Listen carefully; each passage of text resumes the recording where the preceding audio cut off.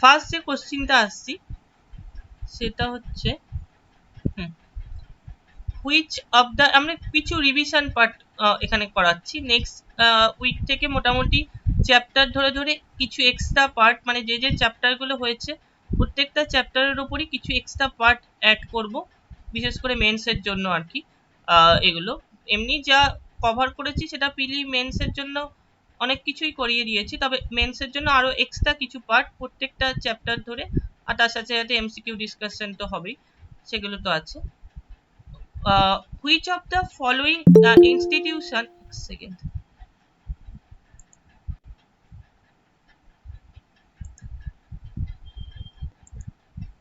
First যে কোশ্চেনটা আসছি এগুলো কিছু কিছু ম্যাক্সিমাম কোশ্চেন, কিছু কিছু কোশ্চেন আগে আর কি ডিসকাস করা আছে অলরেডি, তার উপরে কিছু রিভিশন পার্ট আজকে এখানে MCQ ডিসকাশনে।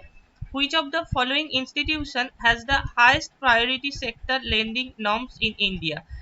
Regional rural banks, option A, option B, foreign banks with more than 20 branches, option C, public sector banks, option D হচ্ছে domestic private sector bank. Highest priority sector lending norms এখানে বলেছে। হ্যাঁ এ হ্যাঁ, definitely option definitely ঠিকই বলেছো। Option A, regional rural banks. আমরা highest priority sector lending norms যদি দেখি, আরআরবি কে বলছি, কেননা আর আমরা প্রায়োরিটি সেক্টর বলতে প্রথমত কোনগুলোকে বোঝাচ্ছি, যেমন এগ্রিকালচার, এডুকেশন, তারপর উইকার সেকশন পিপল যারা আছে, তারপর এমএসএমই যে ইন্ডাস্ট্রিগুলো আছে, স্মল স্কেল যে ইন্ডাস্ট্রিগুলো আছে, এগুলোকে মেনলি আমরা প্রায়োরিটি সেক্টরের মধ্যে ইনক্লুড করছি। Highest priority sector lending norms বলেছে, তো আমাদের এখানে হবে আরআরবি বা regional rural banks. Regional rural banks have a target of 75% of their outstanding advances for priority sector lending. At present has the highest priority sector lending norms. Next question, question number 2 যেটা আসছি, consider the following statements and identify the right ones. দুটো statement এখানে আছে আর কি। While calculating GDP, income generated by foreigners in a country is taken into consideration. Number 1 statement. Number 2 হচ্ছে while calculating GDP, income generated by nationals of a country outside the country is taken into account. দুটো statement এখানে আছে, এটা কি মনে হচ্ছে? Sir option B হবে sir. GDP বলেছে, আর কিছু কেউ? এ হবে। হ্যাঁ, এখানে দেখো অপশন বিটা আর এটা দুটোর মধ্যে আমি বলছি। দেখো নাম্বার 2 স্টেটমেন্টে কি আছে, while calculating GDP, income generated by nationals of a country outside বলেছে, outside the country is taken into account। এখানে আমরা কখন নিতাম এটা, যদি আমাদের এটা জিডিপির জায়গায় জিএনপি থাকতো, যদি আমাদের এখানে জিডিপির জায়গায় জিএনপি থাকতো বা গ্রস ন্যাশনাল প্রোডাক্ট থাকতো, তখন কিন্তু আমরা এটা নিতাম, তখন কিন্তু আমরা এই নম্বর 2 পয়েন্টটাকে নিতাম। নম্বর 1 এ কি আছে দেখো, while calculating GDP, income generated by foreigners in a country is taken into consideration। Kazi GDP বলতে আমরা কি বলছি, কোন একটা কান্ট্রিতে একটা ফাইন্যান্সিয়াল ইয়ারে টোটাল যে প্রোডাকশন হচ্ছে গুডস বা কমোডিটি বা সার্ভিসেস, এই টোটাল প্রোডাকশন যে কেউ করতে পারে, কোনো কান্ট্রি সিটিজেন যারা আছে তারা করতে পারে, প্লাস ফরেনাররাও কিন্তু করতে পারে। এর মধ্যে কিন্তু ফরেনারদের কন্ট্রিবিউশন দেখছি, প্লাস কোনো কান্ট্রি সিটিজেনদের কন্ট্রিবিউশনও আমরা কিন্তু দেখতে পাচ্ছি। কাজেই এখানে জিডিপি যেহেতু আমাদের মেনশন করেছে, সেই কারণে নম্বর 1 হচ্ছে, বা 1 অনলি আমরা এখানে বলছি।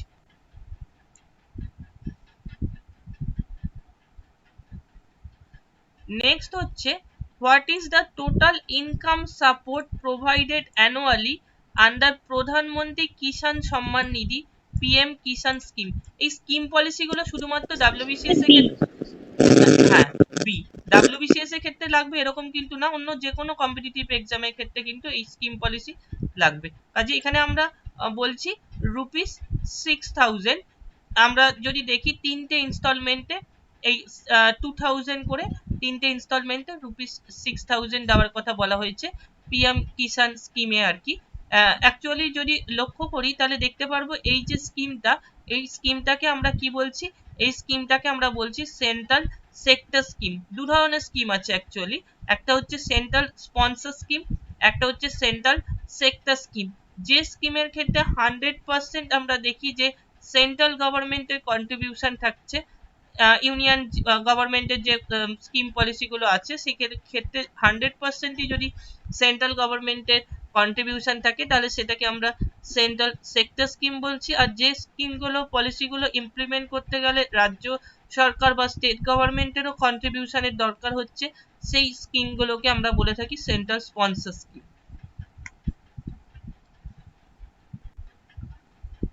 নেক্সট হচ্ছে an additional tax, an additional tax temporary in nature imposed on another tax to obtain additional revenue in order to carry on extra expenditure to develop health and education services is called surcharge. Sir option B. option।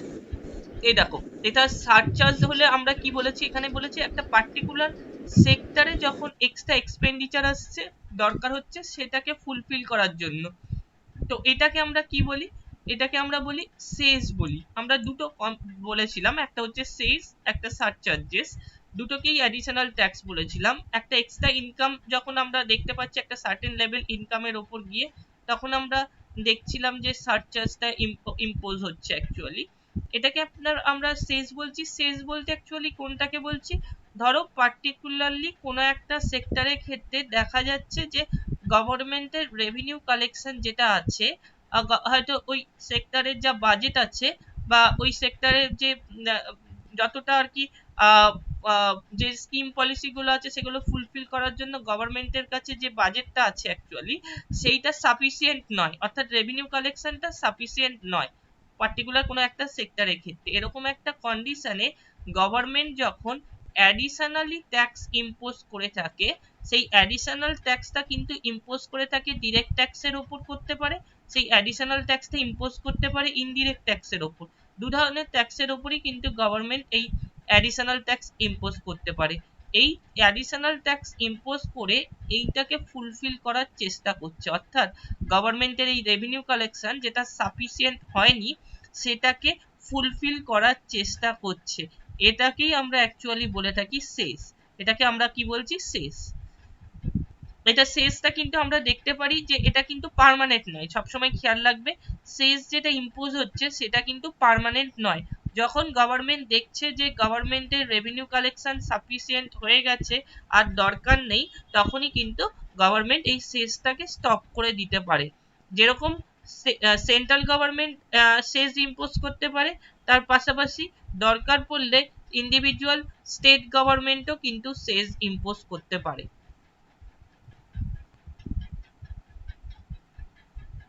Next হচ্ছে loans of public enterprises. Loans of public enterprises is a part of,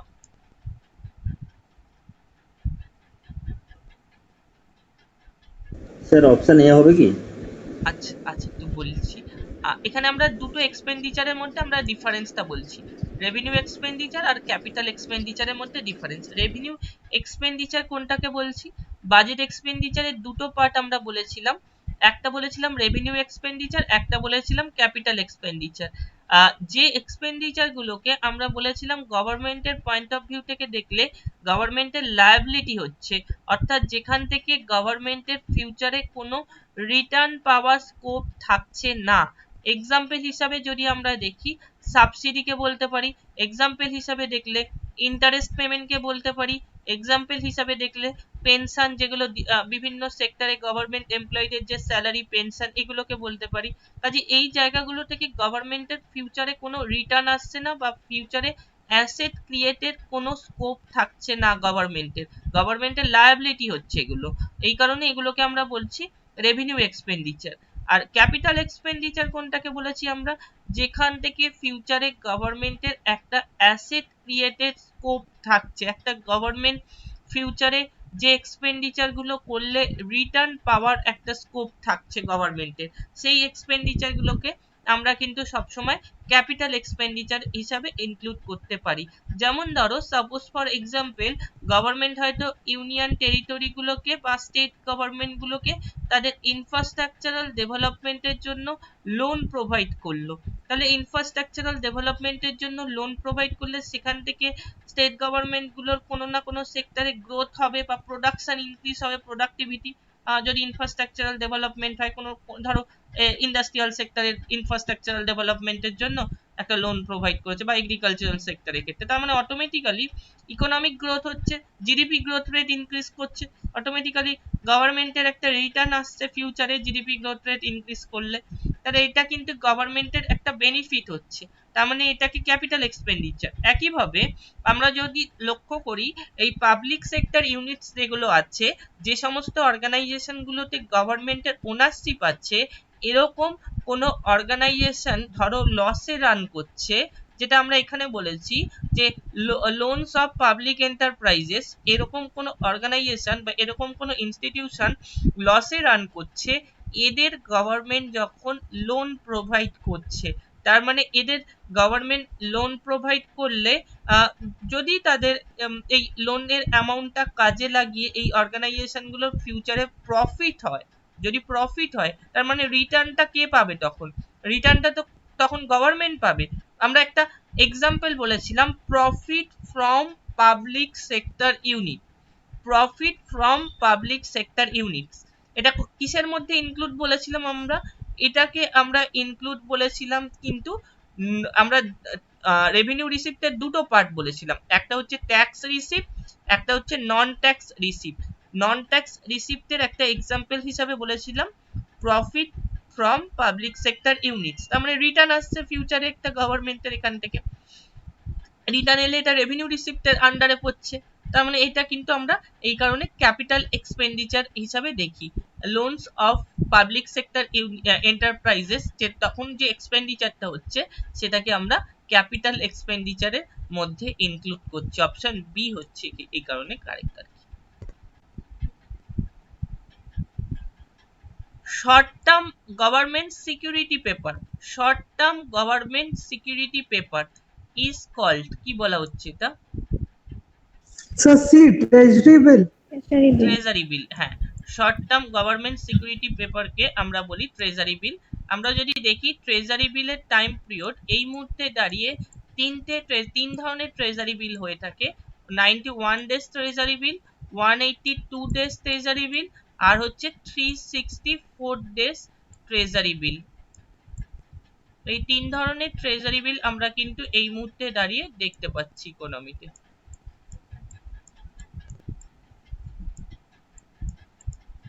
আর আরেকটা জিনিস খেয়াল রাখবে যে treasury বিলটা কিন্তু এই মুহূর্তে শুধুমাত্র সেন্ট্রাল গভর্নমেন্টই ইস্যু করছে, স্টেট গভর্নমেন্ট কিন্তু এই মুহূর্তে কোনো ধরনের ট্রেজারি বিল ইস্যু করে না। Next question, consider the following statement and identify the right ones. The industrial policy of 1948 was the first industrial policy statement by the government. It gave leading role to the private sector.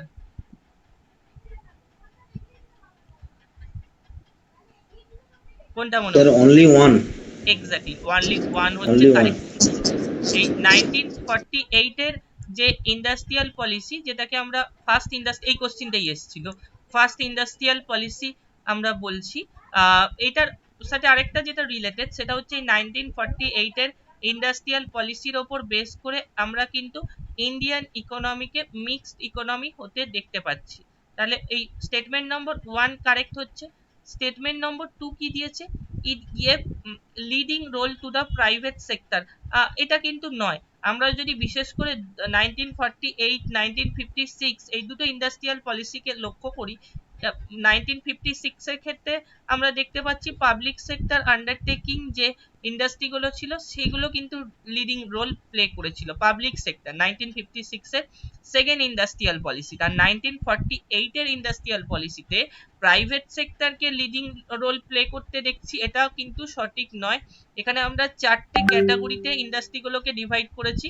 Different যে industry গুলো আছে public sector private sector undertaking যে industrial sector গুলো আছে এখানে কিন্তু দুটোকেই সমানভাবে রোল প্লে করতে আমরা দেখেছি। কাজেই নাম্বার 2 স্টেটমেন্ট এটা কিন্তু ইনকারেক্ট।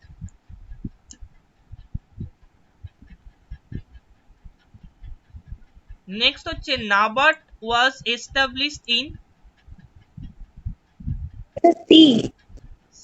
সি, হ্যাঁ, 6th 5 year প্ল্যান। আমরা যদি লক্ষ্য করি নাবার্ড এর এস্টাবলিশমেন্ট ইয়ার হচ্ছে 12 জুলাই 1982, 12 জুলাই 1982 আমরা দেখছি।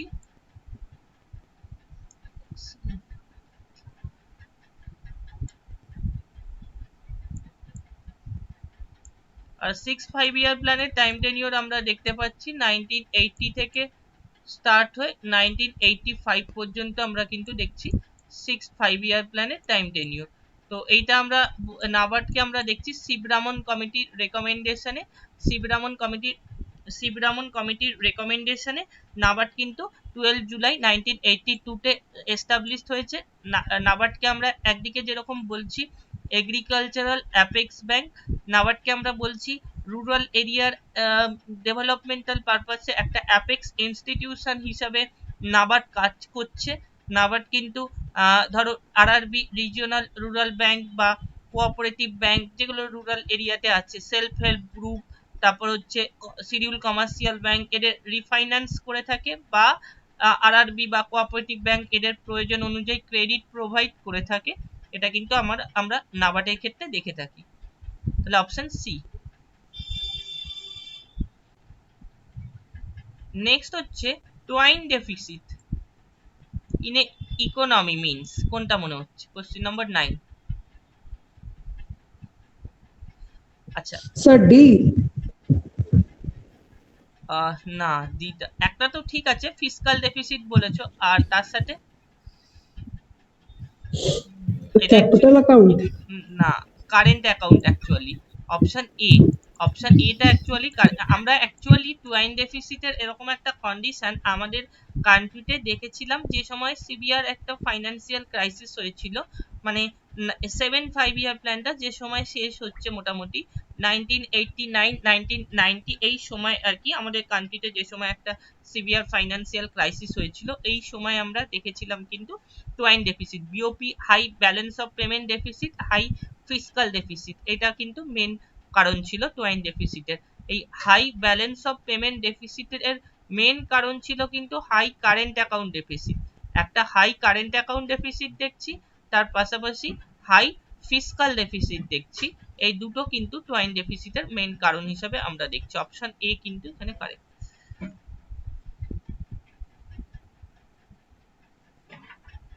Next question. Consider the following statement and identify the right ones. The 1991 industrial reforms exempted all industries from compulsory licensing. Number 2 হচ্ছে there are 6 industries under compulsory licensing today.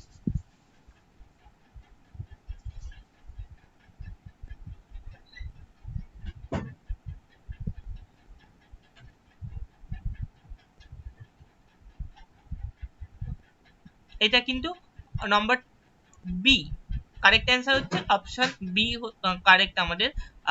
Number 1 স্টেটমেন্টে কি দিয়েছি 1991 industrial reform exempted all industries from compulsory licensing, exempted all industries from compulsory licensing, এটা কিন্তু সঠিক নয়। সমস্ত industry গুলোকে কম্পালসারি লাইসেন্সিং থেকে এক্সেমটেড করা হয়েছিল 1991 এর নিউ ইন্ডাস্ট্রিয়াল পলিসি তে, এটা কিন্তু সঠিক নয়। নাম্বার 2 যেটা আছে দেয়ার আর 6 ইন্ডাস্ট্রিজ, কিছু ইন্ডাস্ট্রিকে বাদ দিয়ে বাদ বাকি ইন্ডাস্ট্রি গুলোকে কিন্তু বাদবাকি ইন্ডাস্ট্রিগুলোর ক্ষেত্রে আমরা কিন্তু ডিলাইসেন্সিং এর ব্যাপারটা দেখছি। ডিলাইসেন্সিং এর ব্যাপারটা আমরা নিউ ইন্ডাস্ট্রিয়াল পলিসিতে 1991 এর যে ইন্ডাস্ট্রিয়াল পলিসি, যেটাকে আমরা নিউ ইন্ডাস্ট্রিয়াল পলিসি বলছি, এখানে অবশ্যই দেখছি, কিন্তু কিছু ইন্ডাস্ট্রিকে ছাড় মানে কম্পালসারি লাইসেন্সিং এর আন্ডারে আনা হয়েছিল আর কি।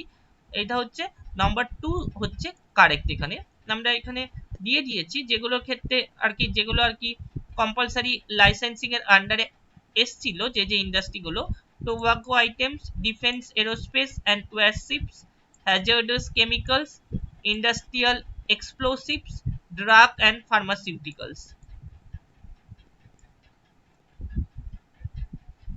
নেক্সট হচ্ছে the concept of poverty concept in India is, the concept of poverty concept in India is, কি মনে হয়?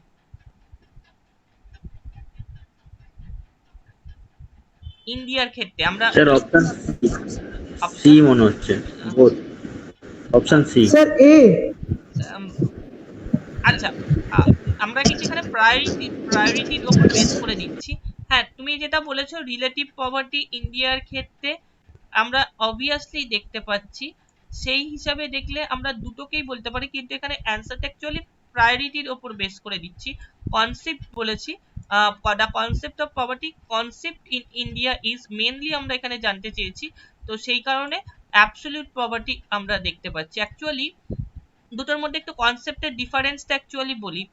অ্যাবসলিউট পভার্টি আর রিলেটিভ পভার্টির মধ্যে ডিফারেন্সটা, অ্যাবসলিউট পভার্টি কোনটাকে বলছি, যখন আমরা দেখতে পাচ্ছি যে বেসিক হিউম্যান নিডস যেগুলো আছে সেগুলো যখন ফুলফিল করতে পারছে না, তখন যে ধরনের পভার্টি আমাদের কান্ট্রিতে, মানে যে ধরনের পভার্টি আমরা লক্ষ্য করি, সেটাকে আমরা অ্যাবসলিউট পভার্টি বলি। বেসিক হিউম্যান নিডস মানে ফুড, শেল্টার, এই যে মিনিমাম যে নিডস গুলো আছে, এডুকেশন, বেসিক এডুকেশন, এই জায়গাগুলো যখন ফুলফিল হচ্ছে না, সেটাকে আমরা বলে থাকি অ্যাবসলিউট পভার্টি।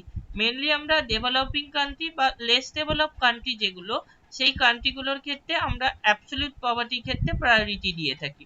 আর রিলেটিভ পভার্টি আমরা যেটা বলি, রিলেটিভ পভার্টি কোনটাকে বলছি, বেসিক হিউম্যান নিডস যেগুলো আছে সেগুলো হয়তো ফুলফিল হচ্ছে, কিন্তু তার থেকে বেশি কিছু ফুলফিল হচ্ছে না। তার থেকে বেশি মানে ধরো ক্লিন হাউজিং, তারপর হচ্ছে ইন্টারনেট, তারপর ধরো টেলিভিশন, এই যে জায়গাগুলো মিনিমাম নিডসটা হয়তো দেখা যাচ্ছে ফুলফিল হচ্ছে, কিন্তু তার থেকে বেশি। এবং ইন্ডিভিজুয়াল যে ইনকামটা আমরা রিলেটিভ পভার্টির ক্ষেত্রে দেখছি, সেটা হচ্ছে অ্যাভারেজ হাউসহোল্ড ইনকাম, যা তার থেকে 50% কম ইনকাম হচ্ছে রিলেটিভ পভার্টির ক্ষেত্রে। অ্যাভারেজ হাউসহোল্ড ইনকামের থেকে কোনো একটা ইকোনমি অ্যাভারেজ হাউসহোল্ড ইনকাম যা হচ্ছে তার থেকে 50% ইনকাম কম হতে আমরা দেখছি রিলেটিভ পভার্টির ক্ষেত্রে। এই রিলেটিভ পভার্টির কনসেপ্টটা মেনলি আমরা দেখতে পাই ডেভেলপ কান্ট্রির ক্ষেত্রে। ডেভেলপ কান্ট্রির ক্ষেত্রে যদি আমরা পভার্টি লক্ষ্য করি, তাহলে দেখতে পারবো যে ম্যাক্সিমাম কনসেপ্টটা সেটা হচ্ছে রিলেটিভ কনসেপ্ট আর কি।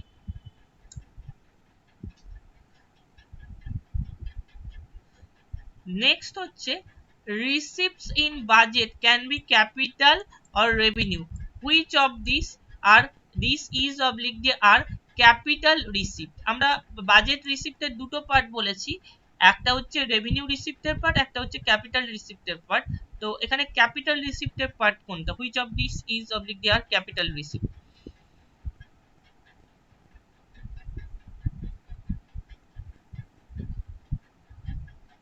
আচ্ছা, একটু বলি, দেখো। ই হ্যাঁ, এ। এখানে যদি দেখি ক্যাপিটাল রিসিপ্টের তিনটে পার্ট থাকে: recovery of loans, borrowing and other liabilities, borrowing and other liabilities, আরেকটা হচ্ছে other receipt. Recovery of loans, borrowing and other liabilities, আরেকটা হচ্ছে আদার রিসিপ্ট। আদার রিসিপ্টের মধ্যে আমরা কি দেখে থাকি, আদার রিসিপ্টের মধ্যে মেনলি আমরা দেখে থাকি ডিসইনভেস্টমেন্টের পার্টটা। ডিসইনভেস্টমেন্ট বাদ দিয়েও আদার রিসিপ্টের মধ্যে আমরা আর কি দেখতে পাই, ডিসইনভেস্টমেন্ট বাদ দিয়েও আমরা আদার রিসিপ্টের মধ্যে দেখতে পাই হচ্ছে যে গভর্নমেন্ট যে ডিফারেন্ট স্কিম পলিসিগুলো সেল করছে সেগুলোকে আমরা দেখতে পাই। যেমন তার মধ্যে আমরা কিন্তু তাছাড়াও আমরা প্রভিডেন্ট ফান্ড ডিপোজিট দেখি, বা গভর্নমেন্টের যে বন্ড আছে সেগুলোকে দেখি, পোস্ট অফিসের মাধ্যমে গভর্নমেন্ট যে ডিফারেন্ট স্কিম যেগুলো কমন পাবলিকের জন্য সেল করে থাকে সেগুলোকে আমরা দেখি আদার রিসিপ্টের মধ্যে। কাজেই এখানে যেগুলো লক্ষ্য করছি, দেখো recovery of loans number 1 correct হচ্ছে, প্রভিডেন্ট ফান্ড ডিপোজিট নাম্বার 2 এটাও কিন্তু আমরা প্রভিডেন্ট ফান্ড ডিপোজিট নাম্বার 2 এটাও কিন্তু আমরা কারেক্ট বলছি, অর্থাৎ 1 আর 2 দুটোই কিন্তু এখানে আমাদের কারেক্ট হচ্ছে। আর এখানে 3 টা কি দিয়েছে, গ্র্যান্টস দিয়েছে। গ্র্যান্টস এর পার্টটা আমরা অ্যাকচুয়ালি কোথায় দেখছি, গ্র্যান্টস এর পার্টটা আমরা কিন্তু দেখতে পাচ্ছি নন ট্যাক্স রিসিপ্টের আন্ডারে। Tax receipt non tax receipt দুটো পার্ট বলেছিলাম, নন ট্যাক্স রিসিপ্টের আন্ডারে আমরা দেখতে পাচ্ছি রেভিনিউ রিসিপ্টের মধ্যে, মানে এটা অ্যাকচুয়ালি হচ্ছে রেভিনিউ রিসিপ্টের পার্ট, এটা ক্যাপিটাল রিসিপ্টের পার্ট নয়।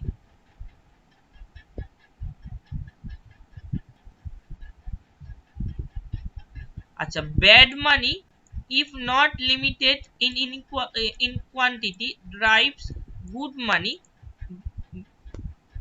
out of circulation, which law in economics says this?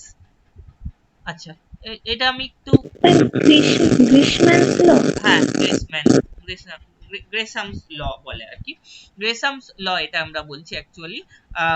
যদি এখানে লক্ষ্য করি তাহলে দেখতে পারবো যে ধরো ব্রিটিশ পিরিয়ডে যে কয়েনগুলো ছিল, সিলভার যে কয়েনগুলো ছিল, সেখানে আমি কোয়ালিটির দিক থেকে যদি দেখি, কয়েনের কোয়ালিটি যেটা দিয়ে মানে ইন্ট্রিনসিক ভ্যালু যেটা আমরা দেখেছিলাম 1 রুপি সিলভার কয়েনের ক্ষেত্রে আমরা দেখেছিলাম যে কমোডিটি ভ্যালু বা intrinsic value is equal to market value এরকম হচ্ছিল, অর্থাৎ যেটাকে আমরা বলেছিলাম ইকোনমিক টার্মে ফুল বডেড মানি বলে একটা টার্ম বলেছিলাম। অর্থাৎ এখানে কোয়ালিটির দিক থেকে যদি দেখি, যেটা দিয়ে একটা 1 রুপির কয়েন আর কি হচ্ছে আর কি, এই 1 রুপি কয়েনের জন্য অ্যাকচুয়ালি যে কস্টটা অ্যাকচুয়ালি বিয়ার করতে হয়েছে সেটা কিন্তু অনেকটা বেশি ছিল, আর তার পাশাপাশি কোয়ালিটি কিন্তু অনেক ভালো ছিল বলা যেতে পারে। এবার এখনকার যে কয়েনগুলো আছে, যেটাকে আমরা অ্যাকচুয়ালি মেটালিক কয়েন বলছি, মেটালিক কয়েন যেগুলো আছে আর কি, প্রত্যেকটা কয়েনই মেটাল দিয়ে তৈরি আর কি, কোনো সিলভার বা গোল্ডের কোনো ব্যাপার নেই এখনকার কয়েনগুলোর ক্ষেত্রে। তাহলে এই যে একটা কয়েনের যে কোয়ালিটির দিক থেকে যদি দেখি, ইন্ট্রিনসিক যে ভ্যালুটা যেটা দেখছিলাম যে কমোডিটি দিয়ে কয়েনটা হচ্ছিল আর কি, তার একটা চেঞ্জেস এসছে। আগে ভালো কোয়ালিটি ছিল, এখন সেই কোয়ালিটির দিক থেকে একটা বলা যেতে পারে অনেকটাই কোয়ালিটির দিক থেকে কমে গেছে বলা যেতে পারে। সেই কারণে আমরা এখানে বলছি, দেখো ব্যাড মানি ড্রাইভস গুড মানি। এটা কি ব্যাড মানি বলতে এখনকার কয়েনগুলোকে বলছি, গুড মানি বলতে আমরা ব্রিটিশ পিরিয়ডের কয়েনগুলোকে বলছি আর কি, out of circulation. Which law in economics says this? এটা হচ্ছে গ্রেসামস ল।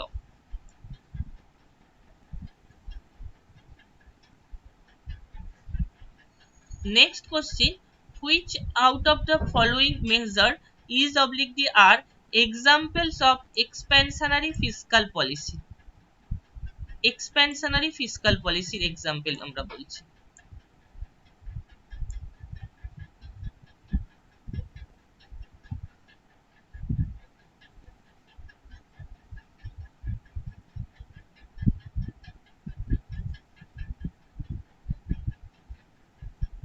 পিলির ক্ষেত্রে দিলে হয়তো এরকম স্যার 1 2 3 স্যার। হ্যাঁ 1 হ্যাঁ 1 2 3 এক্স্যাক্টলি। পিলির ক্ষেত্রে কোশ্চেনটা দিলে স্টেটমেন্ট আকারে থাকবে না, হয়তো পিলির ক্ষেত্রে দিলে এরকম এ বি সি ডি দেবে, অল অফ দ্য অ্যাবাভ দেবে, বা একটা যে কোনো এক্সাম্পল থাকবে, বাদ বাকিগুলো অন্য কিছু থাকবে, এরকম ভাবে হবে। তো এক্সপেনশনারি ফিসকাল পলিসি যদি আমরা দেখি, এখানে আমরা কিন্তু ডিক্রিজ ইন ট্যাক্স রেট যদি হচ্ছে, তো তখন আমরা দেখতে পাচ্ছি যে কমন পাবলিকের ওপর ট্যাক্সেশনের বার্ডেনটা রিডিউসড হচ্ছে, অটোমেটিক্যালি কমন পাবলিকের পারচেজিং পাওয়ার বাড়ছে বলা যেতে পারে। আমরা যদি একটা এক্সাম্পল হিসাবে ধরি পার্সোনাল ডিসপোজেবল ইনকাম, এখানে যদি আমরা ডিরেক্ট ট্যাক্সের যে ব্যাপারটা আছে সেটাকে ধরি, আমরা কি বলেছিলাম, personal disposable income is equal to personal income minus direct tax, personal income minus direct tax বলেছিলাম। তো এখানে আমরা ধরো এখানে বলেছে ডিক্রিজ ইন ট্যাক্স রেট, যদি ট্যাক্স রেট রিডিউসড হয় তাহলে অটোমেটিক্যালি পার্সোনাল ডিসপোজেবল ইনকাম কি হচ্ছে, ইনক্রিজ করছে, মানে পোটেনশিয়াল পারচেজিং পাওয়ার বা অ্যাকচুয়াল পারচেজিং পাওয়ার কমন পাবলিকের ইনক্রিজ হচ্ছে বলা যেতে পারে। তাহলে এটা এক্সপ্যানশনারি ফিসকাল পলিসি বলা যেতে পারে। নেক্সট হচ্ছে increase in pension, pension increase করলে অটোমেটিক্যালি পারচেজিং পাওয়ার বাড়ছে বলা যেতে পারে। নাম্বার 2 স্টেটমেন্ট, এটাও correct. Increase in unemployment compensation, বেকার ভাতা, এটা যদি ইনক্রিজ করে অটোমেটিক্যালি এক্সপ্যানশনারি ফিসকাল পলিসি আমরা দেখতে পারি। তো এটা মানে ইকোনমিতে পারচেজিং পাওয়ার বাড়ছে। এখানে এই তিনটে কিন্তু অ্যাকচুয়ালি কারেক্ট হচ্ছে। এখানে কি দিয়েছে, ফোর্থ স্টেটমেন্ট দিয়েছে increase in tax rate. Tax rate যখন ইনক্রিজ করছে, কমন পাবলিকের ওপর ট্যাক্সেশনের বার্ডেনটা বাড়ছে, বাড়া মানে কমন পাবলিকের পারচেজিং পাওয়ারটা কমে যাচ্ছে। তো এটাকে আমরা অ্যাকচুয়ালি কি বলি, এটাকে আমরা বলি নাম্বার 4 স্টেটমেন্টকে আমরা কিন্তু বলি কন্ট্রাকশনারি ফিসকাল পলিসির একটা এক্সাম্পল। কন্ট্রাকশনারি ফিসকাল পলিসি কোন সময় অ্যাপ্লাই করা হয়, ইনফ্লেশনারি সিচুয়েশনে, ইকোনমিতে যখন ইনফ্লেশন দেখা যাচ্ছে, ইনফ্লেশনকে কন্ট্রোল করতে গিয়ে কন্ট্রাকশনারি ফিসকাল পলিসি কিন্তু অ্যাপ্লাই করা হচ্ছে। তাহলে এখানে আমরা কারেক্ট বলছি 1, 2 and 3।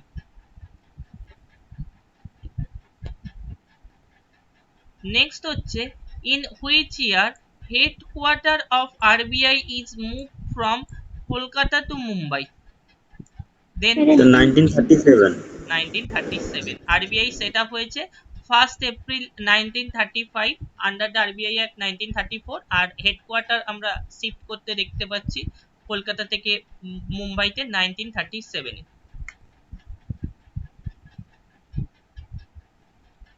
নেক্সট হচ্ছে when a loan is granted for 1 to 14 days, 1 to 14 days, it is called call money sir. না, স্যার ডি নোটিস মানে নোটিস।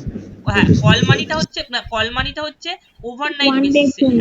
ওভারনাইট 0 to 1 ডে যখন থাকবে তখন সেটাকে আমরা বলবো কল মানি। মানে কোনো একটা শিডিউল কমার্শিয়াল ব্যাংক অন্য একটা শিডিউল কমার্শিয়াল ব্যাংকের থেকে ওভারনাইট বেসিসে যখন লোন নিচ্ছে তখন সেটাকে বলছি আমরা কল মানি। আর যখন এই টাইম টেনিওরটা দেখতে পাচ্ছি 1 to 14 ডেজ, তখন সেটাকে নোটিস মানি। ব্যাপারটা একই, কনসেপ্টটা একই, কল মানির ক্ষেত্রেও যা কনসেপ্ট এখানেও নোটিস মানির ক্ষেত্রে কনসেপ্ট সেম, ডিফারেন্সটা খালি টাইম পিরিয়ডের। এইটা যখন ফেল করছে আর যখন কোনো লোন পাচ্ছে না এমার্জেন্সি কন্ডিশনে, তখন দেখা যাচ্ছে যে শিডিউল কমার্শিয়াল ব্যাংক আরবিআই থেকে এমার্জেন্সি বেসিসে, 1 ডে বেসিসে, যখন ওভারনাইট বেসিসে যখন লোন নিচ্ছে, তখন সেটাকে আমরা কি বলছি, সেটাকে আমরা এমএসএফ বলছি, এমএসএফ রেট বলছি বা মার্জিনাল স্ট্যান্ডিং ফেসিলিটি রেট বলছি। এখানে একটু রেকটিফাই করে দিই, এটা প্রেজেন্টলি কিছুটা চেঞ্জ হয়েছে। আমরা বলেছিলাম যে লিমিটেশনটা এমএসএফ এর ক্ষেত্রে, আমি এগুলো আসবো, কিছু রেকটিফাই হবে, মানে কিছু যেগুলো চেঞ্জ হয়েছে আর কি। কিছু ইকোনমিক্স এর তো সবসময় এক থাকে না, সময়ের সাথে সাথে কোভিড পিরিয়ডে কিছু চেঞ্জ হয়েছে। যেমন ধরো এই লিমিটেশন একটা দেখেছিলাম, সেখানে ব্যাংকগুলোর ক্ষেত্রে সাময়িক কিছু একটা ছাড় দেওয়া হয়েছে, রিল্যাক্সেশন দেওয়া হয়েছে। এমএসএফ এর ক্ষেত্রে বলা হয়েছে এতদিন পর্যন্ত যেরকম 1% অবধি টোটাল যে এনডিটিএল যেটা থাকতো তার 1% অবধি ম্যাক্সিমাম লোন নিতে পারতো ওভারনাইট বেসিসে শিডিউল কমার্শিয়াল ব্যাংকগুলো আরবিআই থেকে, সেটা 3% করা হয়েছে। সাময়িকভাবে ব্যাংকগুলোকে কিছুটা রিল্যাক্সেশন দেওয়া হয়েছে আর কি।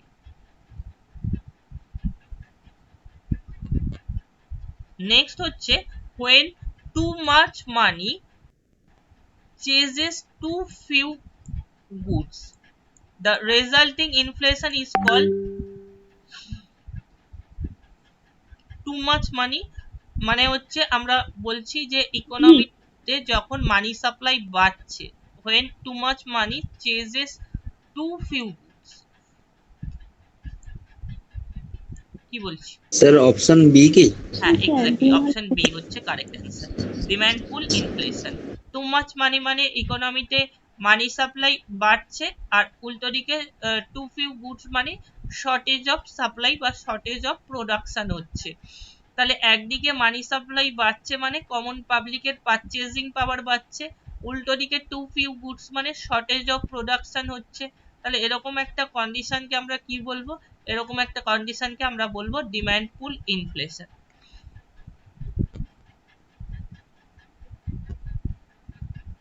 নেক্সট হচ্ছে choose the correct statement about the economic survey 2021।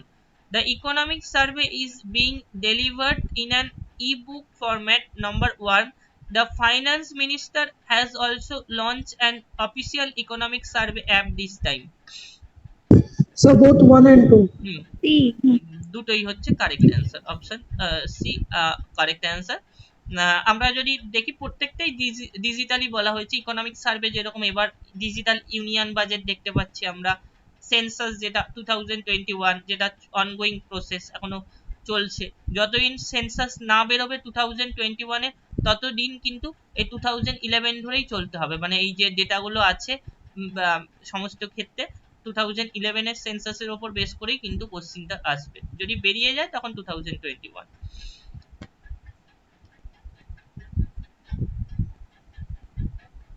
Gross domestic capital formation is defined as gross domestic capital formation, gross domestic capital formation কি মনে হয়?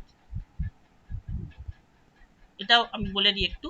গ্রস ডোমেস্টিক ক্যাপিটাল ফরমেশন বলতে আমরা যেটা বলছি এখানে, নেট, অপশন ডি হচ্ছে correct answer, net addition to stock, net addition to stock after depreciation, যে পার্টটা ওয়েস্টেজ হয়েছে সেটাকে বাদ দিয়ে বাদ বাকি যে পার্টটা আমার কাছে পড়ে থাকছে, টোটাল যে ক্যাপিটালটা ক্রিয়েট হয়েছে ইকোনমিতে, যেটাকে বলছি net addition to stock after depreciation, actually এটাকেই আমরা বলছি actually gross domestic capital formation.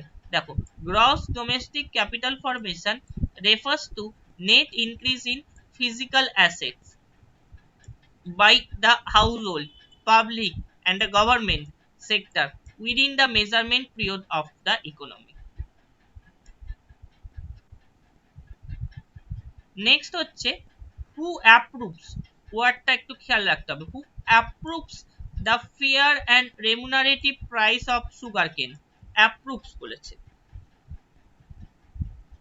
দুটো ওয়ার্ড হয়, একটা হচ্ছে আমাদের approve, Sir, cabinet হ্যাঁ বলো। on economic affairs. হ্যাঁ, এখানে দুটো Sir, ওয়ার্ড হয়, A. Option A. আর আরেকটা হয় রেকমেন্ড, যখন আমাদের রেকমেন্ড বলছে, রেকমেন্ড যদি বলে মিনিমাম সাপোর্ট প্রাইস বা প্রকিউরমেন্ট প্রাইস, রেকমেন্ড ওয়ার্ডটা যদি মেনশন করা থাকে তখন কারেক্ট অ্যান্সার হবে option B, commission for agricultural cost and prices. আর যখন অ্যাপ্রুভস ওয়ার্ডটা আমাদের মেনশন করা থাকবে তখন কারেক্ট অ্যান্সার হবে cabinet committee on economic affairs, option A. যেহেতু অ্যাপ্রুভস আছে, কারেক্ট অ্যান্সার হচ্ছে option A, cabinet committee on economic affairs. Next question, consider the following statement. Number one হচ্ছে disguised unemployment is most commonly found unemployment in farm sector in India. Number two হচ্ছে small size of land holding and joint family system are some of the factors behind disguised unemployment. Sir, C.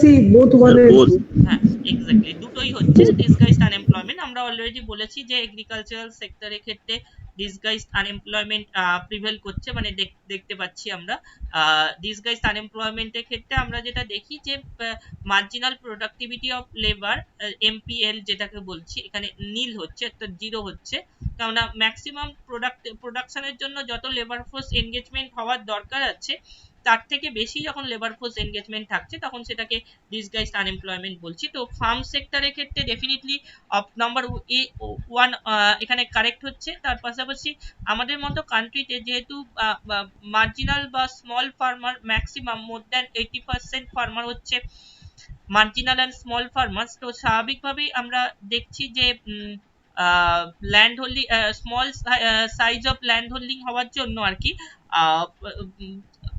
তাদের যে minimum যে standard of living সেটা কিন্তু নিজের যে land আছে সেটাতে প্রোডাকশন করে ফুলফিল করতে পারছে না, তো তার বাইরে কাজ করার অবভিয়াসলি দরকার পড়ছে minimum standard of living lead করার জন্য, তো সেই কারণে ডিসগাইজড আনএমপ্লয়মেন্ট আরো বেশি করে দেখতে পাচ্ছি আর।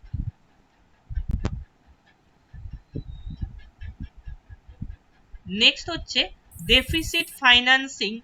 deficit financing aims to put more money into the economy by creating additional paper currency. by creating additional paper currency to fill the gap between expenditure and revenue. The device aims at economic development, uh, but if it fails, it generates D. Sir option A. না, দিতাম না actually, আমি বলছি deficit financing এর ব্যাপারটা কখন আসছে। Budget deficit যদি দেখা যায়, বাজেটে যদি আমরা দেখি যে এক্সপেন্ডিচারের পার্টটা বাজেটের রিসিপ্টের পার্টের থেকে বেশি হচ্ছে, বাজেটে যখন এক্সপেন্ডিচারের পার্টটা বেশি হয়, মানে গভর্নমেন্টকে সেক্ষেত্রে বিভিন্ন স্কিম পলিসিতে আরো বেশি করে অ্যালটমেন্ট করতে হচ্ছে বা পাবলিক এক্সপেন্ডিচার আরো বাড়াতে হচ্ছে, কিন্তু সেই অনুযায়ী দেখা যাচ্ছে গভর্নমেন্টের রেভিনিউ কালেকশন নেই বা সেই অনুযায়ী গভর্নমেন্টের রিসিপ্ট নেই বাজেটে।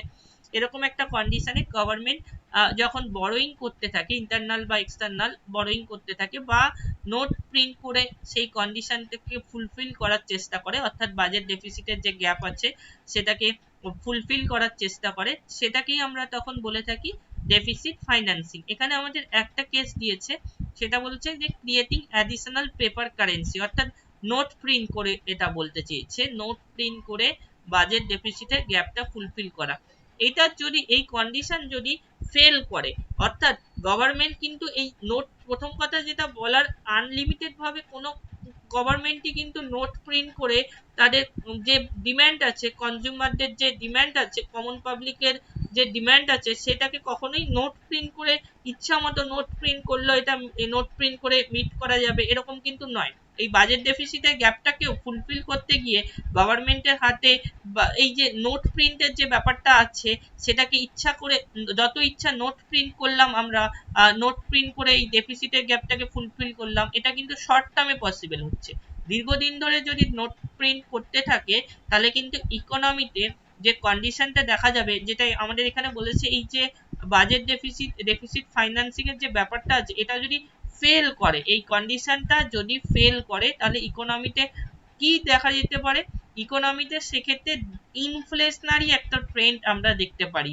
মানে কমন পাবলিকের হাতে দেখা যাবে যে টাকা পয়সা প্রচুর পরিমাণে চলে আসছে, বা কমন পাবলিকের পারচেজিং পাওয়ার বা ক্রয় ক্ষমতা বেড়ে যাচ্ছে। এক্ষেত্রে ফেল করলে, যখনই আমরা ফেল বলবে, তখনই আমরা বলবো ইনফ্লেশন, প্রাইস রাইজ হচ্ছে। ডিভ্যালুয়েশনের যে ব্যাপারটা, ডিভ্যালুয়েশনের কন্ডিশনটা আমরা কিন্তু ইন্টারন্যাশনাল ট্রেডের ক্ষেত্রে এই কনসিডার করব। যখন ইন্টারন্যাশনাল ট্রেডের ব্যাপারটা দেখব বা ফরেন কারেন্সির সাথে আমাদের কান্ট্রি কারেন্সিকে কম্পেয়ার করব, তখন কিন্তু ডিভ্যালুয়েশনের কনসেপ্টটা আসবে আর কি। এটা একটা ব্যাপার। আর আরেকটা হচ্ছে ডিফ্লেশন। ডিফ্লেশনের ব্যাপারটা কখন আসছে, ডিফ্লেশনের ব্যাপার হচ্ছে প্রাইস যখন ফল করছে, ফেল করলে তো এই কন্ডিশনটা ফেল করলে তো প্রাইসটা ফল করবে না, সেই কারণে ডিফ্লেশনের ব্যাপারটাও আসছে না। এই ফেল যখনই বলছে, তখনই আমরা বলছি ইনফ্লেশন হচ্ছে।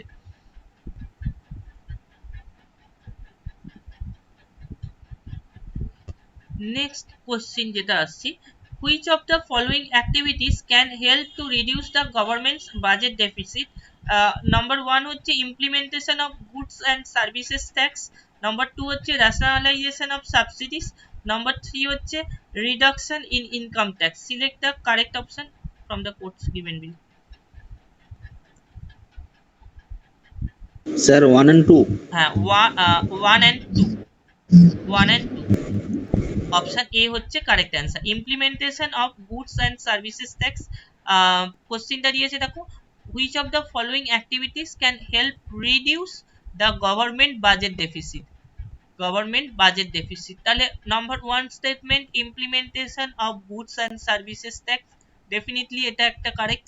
রেশনালাইজেশন অফ সাবসিডিস, সাবসিডি যেখানে যতটা দরকার সেখানে ততটা সাবসিডি দেওয়া, যে সেক্টরে দরকার নেই সেখানে সাবসিডি দিয়ে যাচ্ছি, আমার ফ্রুটফুল কোনো রেজাল্ট আসছে না, এরকম করলে তো হবে না। কাজে এই যে জায়গাটা, এটা কিন্তু কিছুটা গভর্নমেন্টের বাজেটকে রিডিউস করতে হেল্প করছে। কিন্তু নম্বর 3 যেটা আছে, রিডাকশন ইন ইনকাম ট্যাক্স যদি হয়, তাহলে সেক্ষেত্রে তো গভর্নমেন্টের রিসিপ্টটাই তো কমে যাবে, বাজেট রিসিপ্টের পার্টটাই তো কমে যাবে, তাই না? বাজেট রিসিপ্টের পার্টটা কমে গেলে বাজেট এক্সপেন্ডিচারটা তো আরো বাড়বে, গ্যাপটা তো আরো বাড়তে থাকবে। এই কারণে 1 and 2।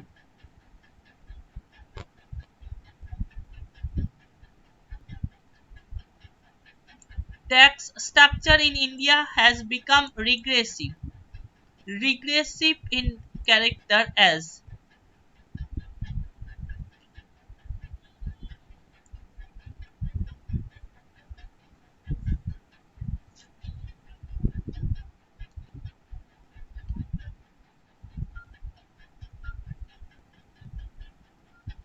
Sir option C.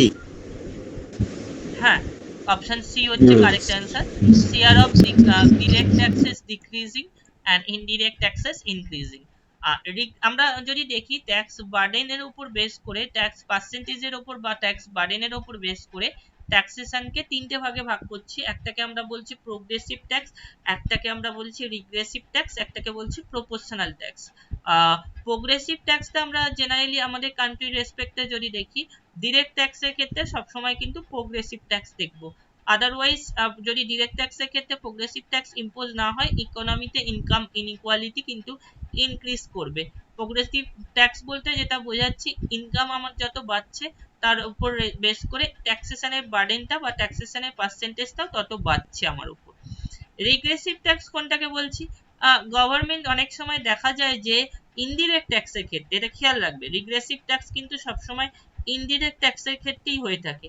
Indirect ট্যাক্সের ক্ষেত্রে আর কি দেখা যাচ্ছে যে গভর্নমেন্ট প্রোডাকশনে এনকারেজমেন্ট করতে গিয়ে কিছু কিছু ইনডিরেক্ট ট্যাক্সের ক্ষেত্রে কিছু রিল্যাক্সেশন দিয়ে থাকে কমন পাবলিককে প্রোডাকশনে এনকারেজমেন্ট করতে গিয়ে। যেমন হতে পারে এক্সাইজ ডিউটি, ম্যানুফ্যাকচার করছে আরো বেশি করে যাতে ম্যানুফ্যাকচার করে, সেই কারণে ট্যাক্সেশনে কিছু রিল্যাক্সেশন দিল। যেমন হতে পারে কাস্টম ডিউটি, মানে এক্সপোর্ট ইম্পোর্ট ডিউটি, যেটা আন্ডারে আমরা দেখছি আরো বেশি করে ইন্টারন্যাশনাল ট্রেড করার জন্য ট্যাক্সেশনে কিছু রিল্যাক্সেশন দিল। এটাকে আমরা রিগ্রেসিভ ট্যাক্স বলছি। রিগ্রেসিভ ট্যাক্সটা যখন tax structure in India has become regressive in character, তখন কি বুঝতে হবে? তখন বুঝতে হবে যে ডিরেক্ট ট্যাক্স কিন্তু ডিক্রিজ করছে, share of direct tax decrease করছে, আর ইনডিরেক্ট ট্যাক্স কিন্তু ইনক্রিজ করছে। অপশন সি হচ্ছে সেক্ষেত্রে correct answer.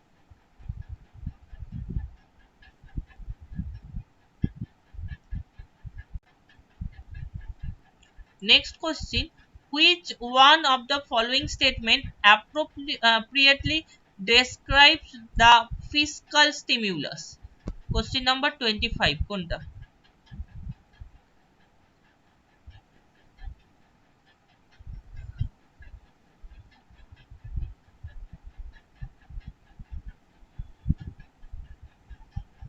Sir, option C. না, অপশন সি তে আছে হচ্ছে government intensive action on financial. না, একটু ভালো করে দেখো, ফিসকাল স্টিমুলাসটা আগে বলে দিই। ফিসকাল স্টিমুলাস প্যাকেজ বলি government to massive investment by the government in uh, manufacturing sector to ensure supply of goods meets the demand surge caused by the rapid economic growth। একটা পার্ট হতে পারে, কিন্তু most appropriate যদি আমরা বলি, most appropriate কিন্তু এখানে হচ্ছে option B. It is an intense affirmative means positive action the government to boost economic activity in the country। এখানে ওভারঅল আমরা বোঝাচ্ছি, মানে ব্যাপারটা হচ্ছে ফিসকাল স্টিমিউলাসের এই টার্মটা আমরা কখন ইউজ করে থাকি? এক্সপেনশনারি ফিসকাল পলিসির ক্ষেত্রে, মানে ইকোনমিতে যখন রেসেশনারি একটা কন্ডিশন অ্যারাইজ করছে, গভর্নমেন্ট মনে করছে যে ইকোনমিতে মানি সাপ্লাই ইনক্রিজ করানোর দরকার আছে বা কমন পাবলিকের পারচেজিং পাওয়ারকে ইনক্রিজ করানোর দরকার আছে, ইনক্রিজ করিয়ে যাতে ইকোনমিক গ্রোথ রেট জেনারেট করানো যায়, সেটা একটা দরকার আছে। এরকম একটা সিচুয়েশনে ইকোনমিক গ্রোথ রেট জেনারেট করানোর জন্য গভর্নমেন্ট যে পজিটিভ অ্যাকশন গুলো নিয়ে থাকে, সেটাকেই আমরা অ্যাকচুয়ালি বলে থাকি ফিসকাল স্টিমিউলাস। তো এখানে আমরা যদি দেখি ফিসকাল স্টিমিউলাসের ক্ষেত্রে কি করে থাকে, যেমন ধরো ট্যাক্সেশনে রিল্যাক্সেশন দিচ্ছে গভর্নমেন্ট, যেমন ধরো সাবসিডি পার্সেন্টটা ইনক্রিজ করাচ্ছে, সাবসিডি পাবলিক এক্সপেন্ডিচার ইনক্রিজ করাচ্ছে, এরকম ব্যাপারগুলো আমরা দেখতে পারবো। এই কারণে অপশন বি হচ্ছে এক্ষেত্রে correct.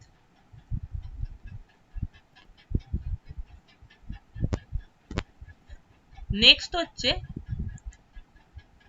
what is the biggest source of income for central government in the union budget 2021-22? Sir option B. Sir, borrowing and other liabilities. আর ট্যাক্সেশন বললে জিএসটি। ম্যাক্সিমাম ট্যাক্সেশন এর ক্ষেত্রে যদি বলে ট্যাক্সেশন বলে এখানে যদি biggest source of income for union budget ট্যাক্সেশনের উপর বেস করে যদি বলে তাহলে সেক্ষেত্রে GST.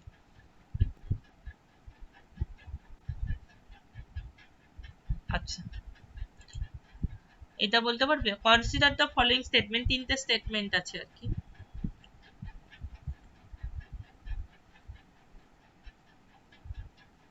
Sir, all of the above. হ্যাঁ, all of the above. IMF and World Bank both are Bretton Woods twins. Number 1 correct হচ্ছে World Bank provides long-term loan for promoting balance economic development.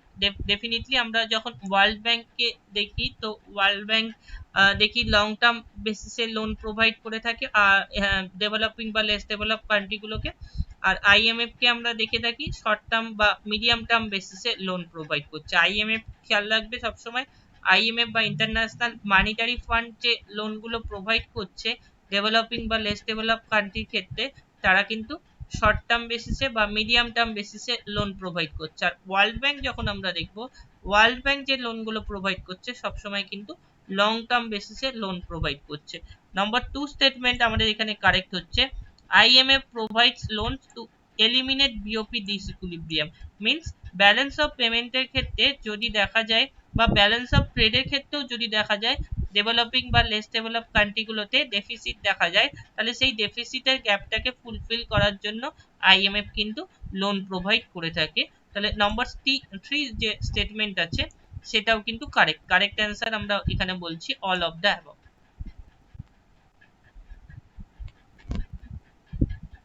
Next হচ্ছে next question যেটা আসছি, which of the following is oblique the are objectives of imposing trade barriers? Question number 28.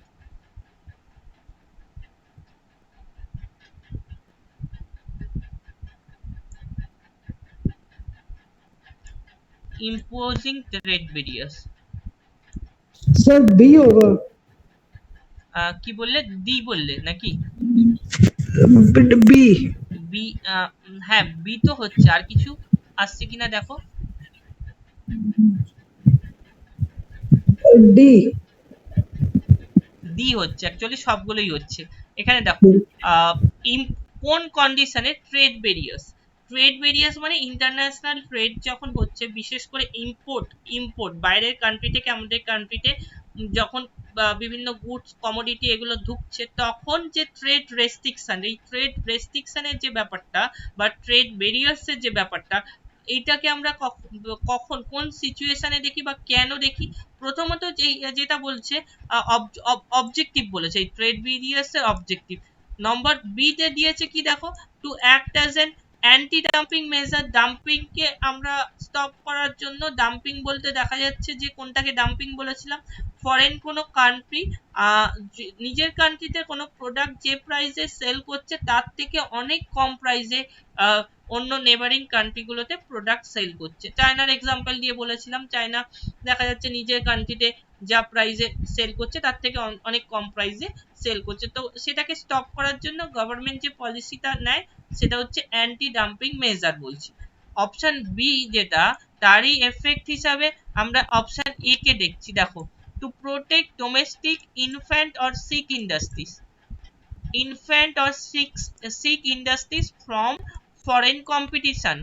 Number A, B এর effect কিন্তু A হচ্ছে actually, to protect এই infant বা sick industry গুলোকে protect করার জন্য বি এর এফেক্ট এ। আর সিটা কি, to promote research and development within the country.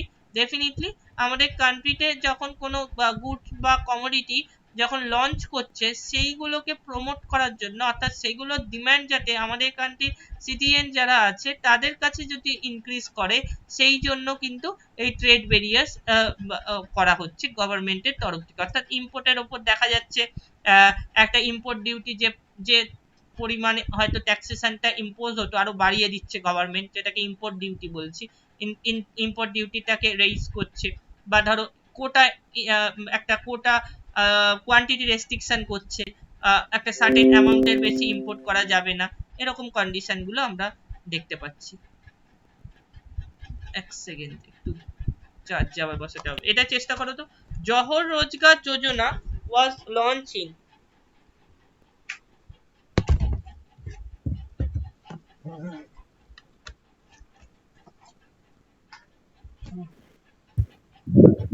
D. Sir, 5 year plan, D. হ্যাঁ, 7 জহর রোজগার যোজনা যদি আমরা বলি, তাহলে জহর রোজগার যোজনা কিন্তু দেখতে পাচ্ছি during the time period of 7 5 year plan. জহর রোজগার যোজনার টাইম টেনিওরটা কখন ছিল? জহর রোজগার যোজনার টাইম টেনিওরটা ছিল অ্যাকচুয়ালি 1989। অনেকবারই বলেছি এটা। 1989-এ আমরা জহর রোজগার যোজনা দেখতে পাচ্ছি, 1989-এ। আর এইটা অ্যাকচুয়ালি যদি আমরা দেখি 7 5 year প্ল্যানের টাইম টেনিওর, 7 5 year প্ল্যানের টাইম টেনিওর, 5 year প্ল্যানের কোশ্চিনের ট্রেন্ডটা আমরা লাস্ট কয়েকটা বছর ধরেই দেখছি। এবারও দেখা গেল, এবারও যদিও নীতি আয়োগ থেকেও কোশ্চিন সেরকম ভাবে আসেনি, আদৌ ইকোনমিক্সের কেউ ছিল কিনা কোশ্চিন সেটাপে, সেটা একটা সবচেয়ে বড় প্রশ্ন, কেননা যা কোশ্চিন দিয়েছে একেবারেই বেসিক লেভেলের। তো এখানে যদি দেখি তো লাস্ট কয়েক বছর ধরে নীতি আয়োগের ওপর কিন্তু ট্রেন্ডটা বাড়ছে। 5 year প্ল্যান থেকে কোশ্চিনের যে আসতো, মানে 2014 15 16 এই অবধি মোটামুটি দেখেছিলাম, সেগুলো কিন্তু আর সেরকম ভাবে ইদানিং কালে আর আসছে না। কাজেই নীতি আয়োগটার উপর আমাদের কিন্তু আরো বেশি করে জোর দিতে হবে এবার থেকে। তো 7 5 year প্ল্যানের ক্ষেত্রে আমরা যদি টাইম টেনিওরটা দেখি, তাহলে 7 5 year প্ল্যানের টাইম টেনিওরটা ছিল হচ্ছে 1985 থেকে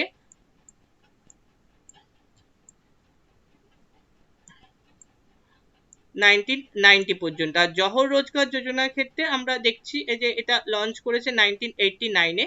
তো এইখানে জহর রোজগার যোজনার দুটো প্রোগ্রামকে অ্যাকচুয়ালি মার্চ করে হয়েছে। এটা একটা হচ্ছে NREP, national rural employment programme, NREP, আর আরেকটা হচ্ছে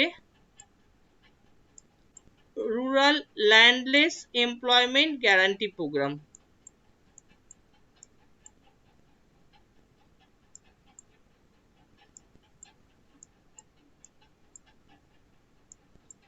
নাইনটিন এইটিতে আমরা দেখতে পাচ্ছি, 1983-তে আমরা দেখতে পাচ্ছি।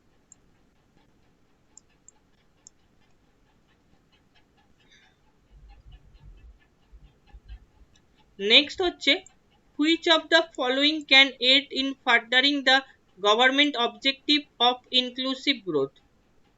কোনটা মনে হচ্ছে ইনক্লুসিভ গ্রোথের ক্ষেত্রে?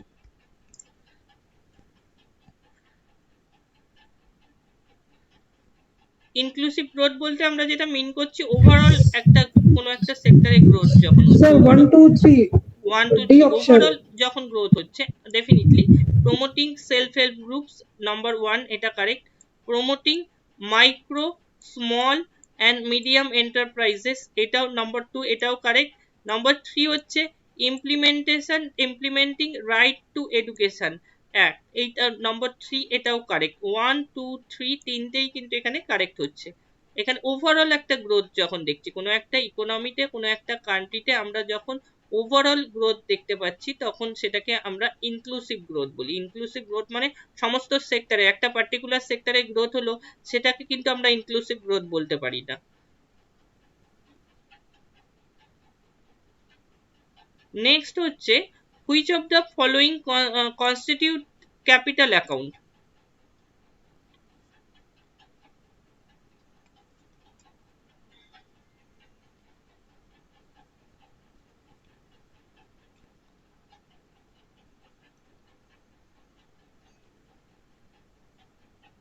ক্যাপিটাল অ্যাকাউন্ট বললে আমরা যখনই আসি ফরেন ইনভেস্টমেন্টের কথা সব থেকে আগে মনে পড়ে। ফরেন ডিরেক্ট ইনভেস্টমেন্ট একটা তো হয়েই গেল, তাছাড়াও বলেছিলাম ফরেন পোর্টফোলিও ইনভেস্টমেন্ট, দুটো হয়ে গেল। Foreign portfolio investment, foreign institutional investment, এগুলো। এছাড়াও ফরেন লোনকেও কিন্তু আমরা ক্যাপিটাল অ্যাকাউন্টের মধ্যে ইনক্লুড করতে পারি। আমরা ব্যালেন্স অফ পেমেন্টের দুটো পার্ট দেখেছিলাম, একটা হচ্ছে কারেন্ট অ্যাকাউন্টের পার্ট, একটা হচ্ছে ক্যাপিটাল অ্যাকাউন্টের পার্ট। কারেন্ট অ্যাকাউন্টের আবার দুটো পার্ট দেখেছিলাম। কারেন্ট অ্যাকাউন্টের ক্ষেত্রে একটা আমরা ভিজিবল পার্ট দেখেছিলাম, একটা ইনভিজিবল পার্ট দেখেছিলাম। সমস্ত গুডস কমোডিটি মানে যেগুলো ফিজিক্যাল পার্ট আছে সেগুলোকে আমরা কারেন্ট অ্যাকাউন্টে ভিজিবল পার্টে রেখেছিলাম। ইনভিজিবল পার্টের মধ্যে আমরা সার্ভিসেস, ট্রান্সফার, এই যে রেমিটেন্সেস, এই যে পার্টগুলো আছে এগুলোকে ইনভিজিবল পার্টে রেখেছিলাম। তো আমরা এখানে যদি দেখি কারেক্ট অ্যান্সার কিন্তু হচ্ছে অপশন 1, 2 আর হচ্ছে 4, মানে হচ্ছে এখানে অপশন বি। নেক্সট হচ্ছে সাপ্লাই অফ মানি। এটা একটু ভেবে বলতে হবে। Supply of money remaining the same when there is an increase in demand for money there will be, কি মনে হয়?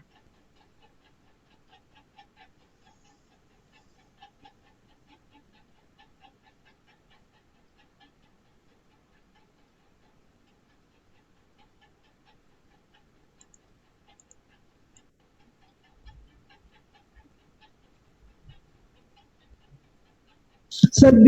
Sir Increase in option the C rate হবে of কি? না না, supply of money remaining the same, যখন ইকোনমিতে money সাপ্লাইটা ফিক্সড আছে আর increase in demand for money, demand for money increase করেছে। তো এখানে আমরা কি দেখছি, ধরো একটা শিডিউল কমার্শিয়াল ব্যাংকের রেসপেক্টে ভাবি, যদি শিডিউল কমার্শিয়াল ব্যাংক কমন পাবলিককে লোন দিচ্ছে, তাদের কাছে একটা লিমিটেশন আছে, এক্সেস ফান্ড নেই, কিন্তু তাদের কাছে ফান্ডের একটা লিমিটেশন আছে, যেটাকে আমরা বলছি supply of money remaining the same. কিন্তু এই যে লোন নেওয়ার যে টেন্ডেন্সি, লোন নেওয়ার জন্য হয়তো ডিমান্ড যেটা বেশি, সেটা কিন্তু অনেকটা বেশি, কমন পাবলিক বেশি করে লোন নিতে চাইছে, কিন্তু শিডিউল কমার্শিয়াল ব্যাংকগুলোর কাছে একটা লিমিটেশন আছে, একটা সার্টেন অ্যামাউন্টের বেশি লোন দিতে পারছে না। এরকম কন্ডিশনে কি করবে? লোনের ওপর ইন্টারেস্ট রেট বাড়িয়ে দেবে। তাহলে আমরা এখানে বলছি option B, and increase in, option B correct হচ্ছে, and increase in the rate of interest.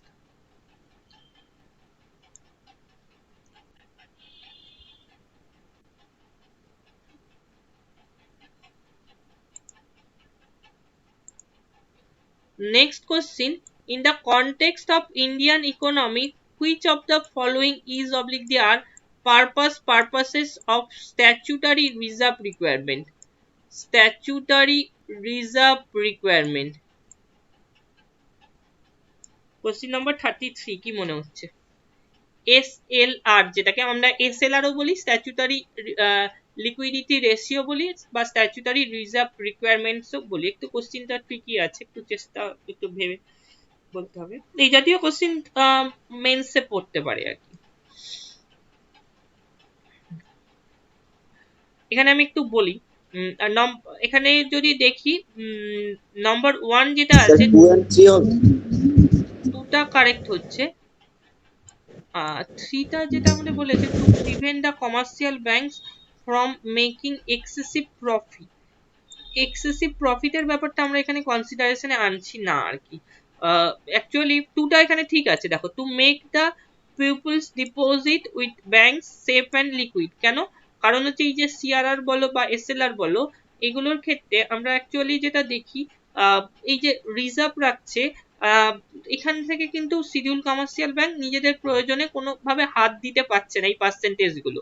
মানে এই মুহূর্তে দাঁড়িয়ে আমরা যদি দেখি, এসএলআর এর পার্সেন্টেজ হচ্ছে 18% আর ক্যাশ রিজার্ভ রেশিওর পার্সেন্টেজ হচ্ছে 4%। এই 22% নিজের কোনো কাজে লাগাতে পারছে না শিডিউল কমার্শিয়াল ব্যাংকগুলো।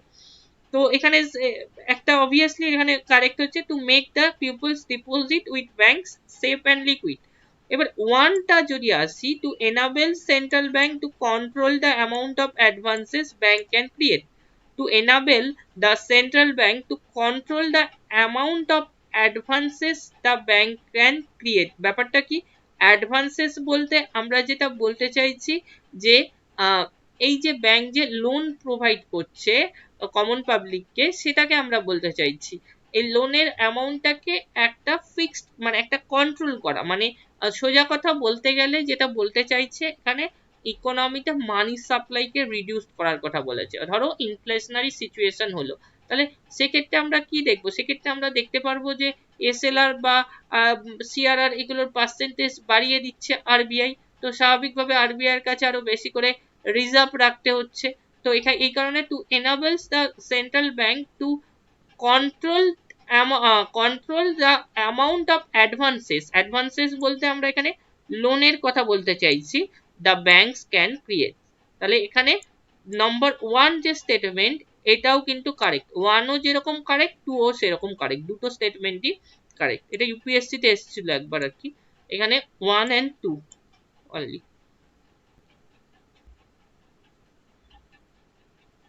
নেক্সট কোশ্চিন আমরা যদি দেখি, financial inclusion as per RBI means, financial inclusion as per RBI means, financial inclusion মানে কমন পাবলিককে ফাইন্যান্সিয়াল সেক্টরের আন্ডারে আনছে, আরো কিছু ক্রাইটেরিয়া আছে, এটার উপর বেস করে বলতে পারবে কোনটা? Sir all of the above. প্রত্যেকটাই correct, all of the above. Greater consumer protection for newly included customer, প্রথমত যদি কমন পাবলিককে একটা প্রোটেকশন না দেওয়া হয়, তাকে যদি অ্যাসিওর করতে না করা হয় যে তোমার যেখানে ডিপোজিটটা রাখছো সেখানে গ্যারান্টি আছে, সেখানে টাকা পয়সা মার খাবে না, এরকম যদি অ্যাসিওর না করা হয়, তাহলে কি কমন পাবলিককে ব্যাংকিং সেক্টরের আন্ডারে বা ফাইন্যান্সিয়াল সেক্টরের আন্ডারে আনা পসিবল হবে? হবে না। তাহলে ডেফিনেটলি নাম্বার এ কারেক্ট হচ্ছে। নেক্সট হচ্ছে expanded efforts on financial literacy, অর্থাৎ এখানে আমরা মেনলি যারা বলতে চাইছি যেটা মার্জিনাল সেকশনের পাবলিক আছে, যাদের ব্যাংকিং সেক্টরের আন্ডারে নেই, তাদের নিয়ে আসার কথা এখানে মেনলি মিন করা হচ্ছে আর কি। রিমোট এরিয়াতে যে জায়গাগুলোতে একেবারেই ব্যাংকিং সার্ভিস অ্যাভেলেবেল নয়, তাদের কোনোভাবেই ব্যাংকিং বা কোনো ফাইন্যান্সিয়াল সেক্টরের আন্ডারে নেই, সেই কারণেই তাদের নিয়ে আসা হচ্ছে। Expanded efforts on financial literacy, এটা একটা কমন পাবলিককে ব্যাংকিং সার্ভিস সম্পর্কে অবগত করা বা ফাইন্যান্সিয়াল সিস্টেম সম্পর্কে অবগত করা। এটা মেন কারণ হচ্ছে যে এইটার যে সুবিধাটা, এই যে ব্যাংকিং সেক্টর গুলো নেই একেবারে রিমোট এরিয়াতে, তার দেখা যাচ্ছে যে একটা শ্রেণীর পাবলিক আছে, যেটা আনঅর্গানাইজ সেক্টরের ক্ষেত্রে আমরা দেখেছিলাম মানি লেন্ডার্স বা চিট ফান্ডস, এই জাতীয় যারা আছে বা নন ব্যাংকিং ফিনান্সিয়াল যে ইনস্টিটিউশন গুলো আছে, এরা কিন্তু এক্সপ্লয়েট করছে বিশালভাবে। এই কারণেই মেনলি ফাইন্যান্সিয়াল ইনক্লুশনের ওপর জোর দেওয়া হয়েছে। এবং আমরা যদি দেখি একটা ফার্স্ট স্টেপ হিসাবে দেখছি যে জনধন যোজনার যে জিরো অ্যাকাউন্ট ব্যালেন্সের যে ব্যাপারটা, কমন পাবলিককে নিয়ে আসার ব্যাপারটা, সেটা কিন্তু সেটার উপর অ্যাকচুয়ালি জোর দেওয়া হয়েছে। নাম্বার সি কি এখানে বলছি, an easily access and speedy grievance redressal process, যদি কোনো কমপ্লেন থাকে কোনো ধরো ব্যাংকিং সেক্টর সম্পর্কে, সেখানে সেই জায়গাটা যাতে তারা তাড়াতাড়ি লঞ্চ করতে পারে। ধরো কোনো কোনো ব্যাপারে ব্যাংকিং সেক্টর সম্পর্কে কোনো কমপ্লেন আছে, যেমন ধরো আমরা দেখছি ওম্বাসমেন্ট স্কিম, ব্যাংকিং সেক্টর সম্পর্কে কোনো কমপ্লেন থাকলে ওম্বাসমেন্ট স্কিম যেটা আছে সেন্ট্রাল গভর্নমেন্ট মানে ব্যাংকিং সেক্টর আরবিআই যে ওম্বাসমেন্ট স্কিমের যে রেগুলেশন আছে, সেই অনুযায়ী তোমার যে কমপ্লেন আছে, ব্যাংকের যে কাস্টমার তার যে কমপ্লেন, সেটা কিন্তু লঞ্চ করতে পারছে, এবং সেই ওম্বাসমেন্ট স্কিমের মাধ্যমে তার যে প্রবলেম গুলো আছে সেগুলোকে সলভ করা হচ্ছে। এটাকেই আমরা বলেছি and easily access and speedy grievance, কমপ্লেনের কথা বলছি, রিড্রেসাল প্রসেস, যাতে যে কমপ্লেন গুলো আছে সেগুলো যাতে তাড়াতাড়ি সলিউশন করা যাচ্ছে যায় আর কি। অল অফ দ্য অ্যাবাভ হচ্ছে এখানে কারেক্ট অ্যান্সার। सर सर एक बार फाइनेंशियल इंक्लूजन एक बार फिर से बताइए ना सर। ফাইন্যান্সিয়াল ইনক্লুশন বলতে আমরা যেটা বলছি যে ব্যাংকিং সেক্টরের আন্ডারে কমন পাবলিককে নিয়ে আসে, শুধু ব্যাংকিং সেক্টর না, ফাইন্যান্সিয়াল সেক্টরের আন্ডারে যেগুলো আনব্যাংক যে এরিয়া আছে, যে জায়গাগুলোতে ব্যাংকিং সেক্টর একেবারেই ব্যাংকিং সেক্টরে কোনো ফেসিলিটি নেই, সেই জায়গায় যারা আছে, বিশেষ করে যারা কমন পাবলিক, তাদের ব্যাংকিং সেক্টরের আন্ডারে নিয়ে আসা হচ্ছে। এটারই ফার্স্ট স্টেপ হিসাবে আমরা যেটা দেখেছি জনধন যোজনার যে ব্যাপারটা, জিরো অ্যাকাউন্ট ব্যালেন্সে যে অ্যাকাউন্ট খোলা হয়েছে, তার মাধ্যমে অনেক পাবলিককে ব্যাংকিং সেক্টরের আন্ডারে নেওয়া হয়েছে। তাছাড়াও আমরা যদি বিভিন্ন সময় গভর্নমেন্টের যে স্কিম পলিসি গুলো দেখি, তার যে ফেসিলিটি গুলো, সেগুলো কিন্তু ব্যাংকে অ্যাকাউন্ট খুললে তবেই পাওয়া যাচ্ছে। এগুলোকেও এক একটাকে আমরা কিন্তু ফাইন্যান্সিয়াল ইনক্লুশনের পার্ট হিসাবে বলতে পারি। এটা একটা ব্যাপার বললাম। ফাইন্যান্সিয়াল ইনক্লুশনের ক্ষেত্রে আরেকটা যে ব্যাপার বললাম, কমন পাবলিক যে প্রোটেকশন দেওয়া, অর্থাৎ তার যদি কোনো কমপ্লেন থাকে কোনো ফাইন্যান্সিয়াল সিস্টেম সম্পর্কে বা কোনো ব্যাংকিং সেক্টর সম্পর্কে, সেটাকে একটা প্রোটেকশন দেওয়া, সে যাতে তার কমপ্লেনটা তাড়াতাড়ি লজ করতে পারে সেই প্রোটেকশনটা দেওয়া, এটার কথা মিন করা হচ্ছে আর কি, এটাই। Okay sir. নেক্সট হচ্ছে if RBI reduces if RBI reduces the cash reserve ratio, what will happen to the credit creation? Credit creation means এখানে কিন্তু মানি সাপ্লাই এর কথা আমরা বলতে চাইছি, মানি সাপ্লাই। সি। হ্যাঁ, এখানে আমরা বলছি কি হচ্ছে, এখানে ক্যাশ রিজার্ভ রেশিওর পার্সেন্টেজ রিডিউসড হলে আমরা বলছি যে it will increase credit creation, money supply কিন্তু ইনক্রিজ হচ্ছে, কেননা শিডিউল কমার্শিয়াল ব্যাংকের কাছে এক্সেস ফান্ড থাকছে। ক্যাশ রিজার্ভ রেশিওতে অ্যাকচুয়ালি তাদের যে শিডিউল কমার্শিয়াল ব্যাংকের কাছে সোজা কথা বলতে গেলে টোটাল যে ডিপোজিট আছে তার একটা সার্টেন পার্সেন্টেজ আরবিআই এর কাছে রিজার্ভ রাখতে হচ্ছে, এটাকেই আমরা ইকোনমিতে ক্যাশ রিজার্ভ রেশিও হিসাবে দেখছি। যদি এর পার্সেন্টেজ রিডিউস হয় আর কি, তাহলে অটোমেটিক্যালি শিডিউল কমার্শিয়াল ব্যাংকের কাছে এক্সেস ফান্ড আসছে, তাহলে তারা সেটা ইকোনমিতে ট্রান্সফার করতে চাইছে, লো রেট অফ ইন্টারেস্টে কমন পাবলিককে লোন দিচ্ছে, তাহলে ডেফিনেটলি ইকোনমিতে মানি সাপ্লাই ইনক্রিজ করছে। নেক্সট হচ্ছে কোনটা, এটা বল। Consider the following statement. The place from where speculators buy shares or commodities in anticipation of rising price is known as bull market. Number 1. Number 2 হচ্ছে bull market facilitates speculators to make money or profit.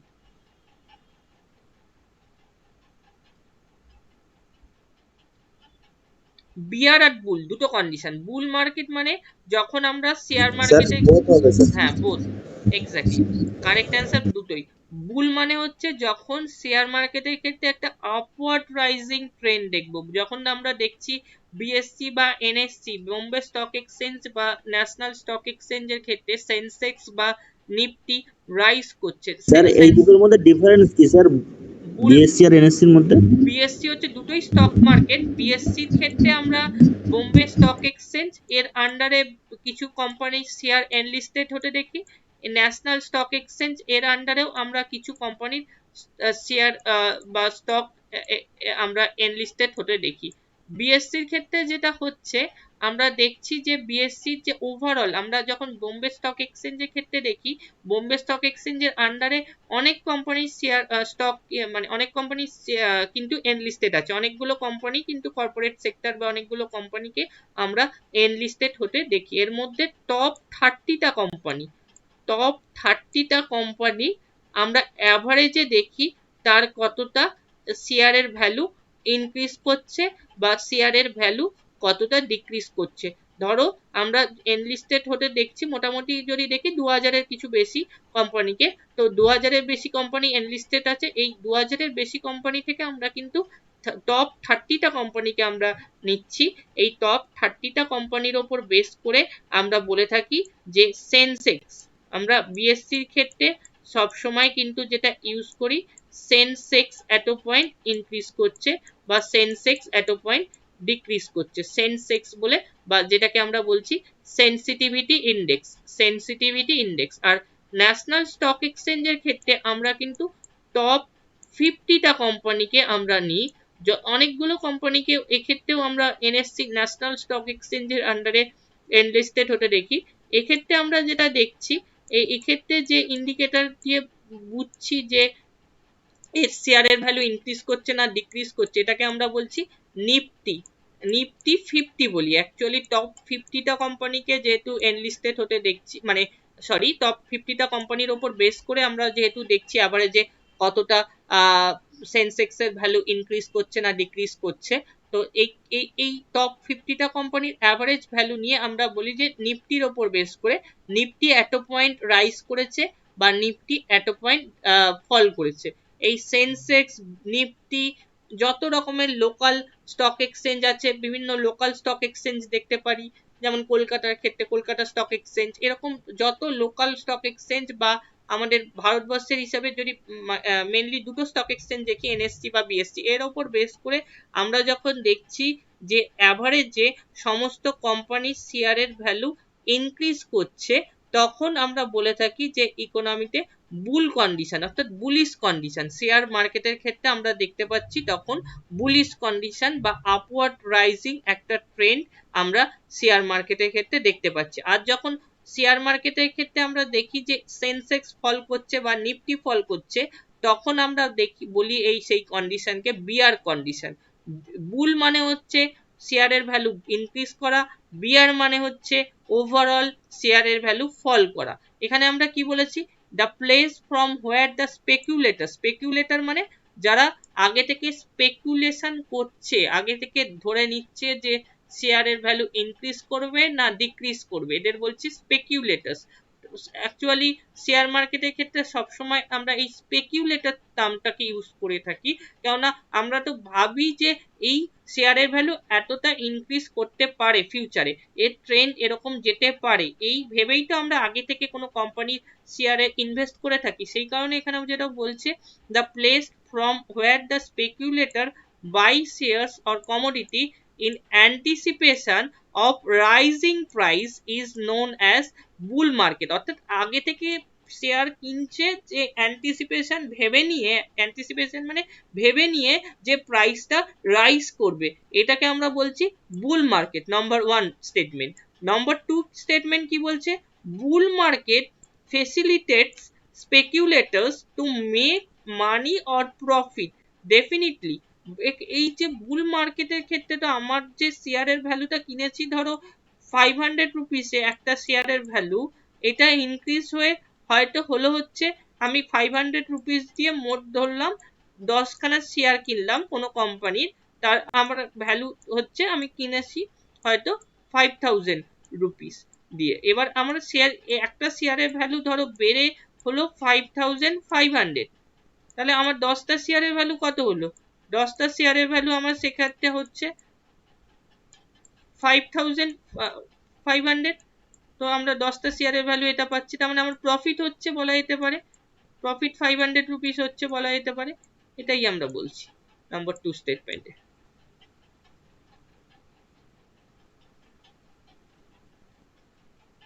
Next হচ্ছে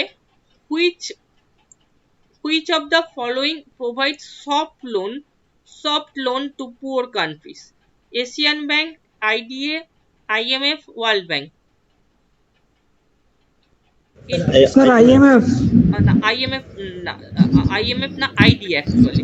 এটা actually World ব্যাংকের এক আন্ডারে একটা organisation, এদের আমরা বলছি provide soft loan to poor country.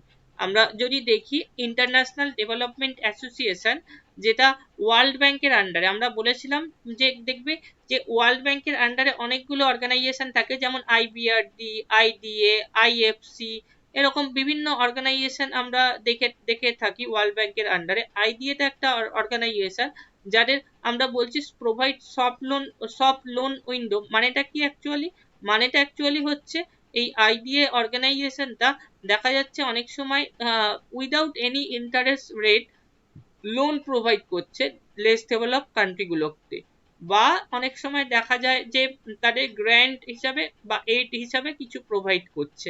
এই কারণে এই IDA কে আমরা বলে থাকি যে সফট লোন উইন্ডো। এটার হেডকোয়ার্টার ওয়ার্ল্ড ব্যাংকের যেখানে হেডকোয়ার্টার সেখানেই আমরা দেখছি আর কি, Washington DC। Next question, the main objective of the World Trade Organization is to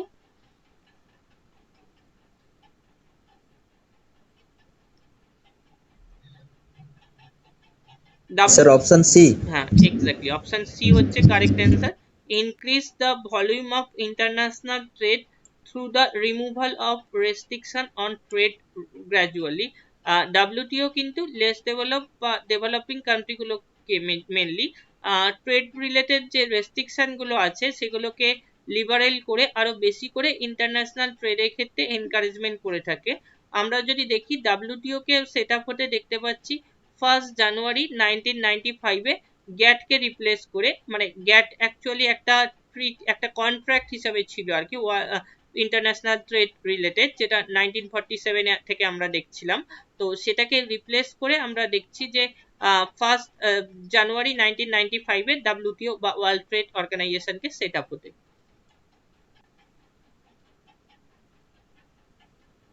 next হচ্ছে the government of India sometimes purchases food grains at certain prices in order to maintain PDS. PDS means public distribution system, and even for building up buffer stocks are sir minimum support price. না একটু ভাবো B এখানে procurement price. হ্যাঁ হ্যাঁ, option B হচ্ছে correct answer, procurement price. এখানে কি বলেছে দেখো, মিনিমাম সাপোর্ট প্রাইসে তো ফার্মারদের দরকার পড়ছে।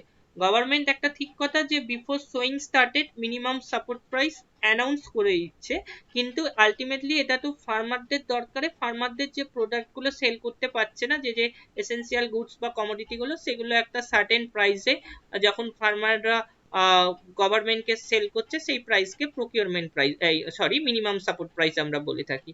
প্রকিউরমেন্ট প্রাইসটা অ্যাকচুয়ালি কি হচ্ছে, বাফার স্টক মেনটেন করতে গিয়ে যদি দেখে যে গভর্নমেন্ট কোনো গুডস বা কোনো কমোডিটি ক্ষেত্রে, এসেন্সিয়াল কোনো গুডস বা কমোডিটি ক্ষেত্রে শর্টেজ হচ্ছে, তখন একটা সার্টেন প্রাইসে ফার্মারদের থেকে গভর্নমেন্ট তার দরকারে যখন কিনছে কোনো এসেন্সিয়াল কমোডিটি বা গুডস, সেটাকে আমরা প্রকিউরমেন্ট প্রাইস বলে থাকি। প্রকিউরমেন্ট প্রাইস কিন্তু খেয়াল রাখবে সবসময় মিনিমাম সাপোর্ট প্রাইসের থেকে বেশি হয়ে থাকে, কেননা এক্ষেত্রে কিন্তু দরকারটা পড়ছে আলটিমেটলি গভর্নমেন্টের, ফার্মারদের কিন্তু দরকার পড়ছে না।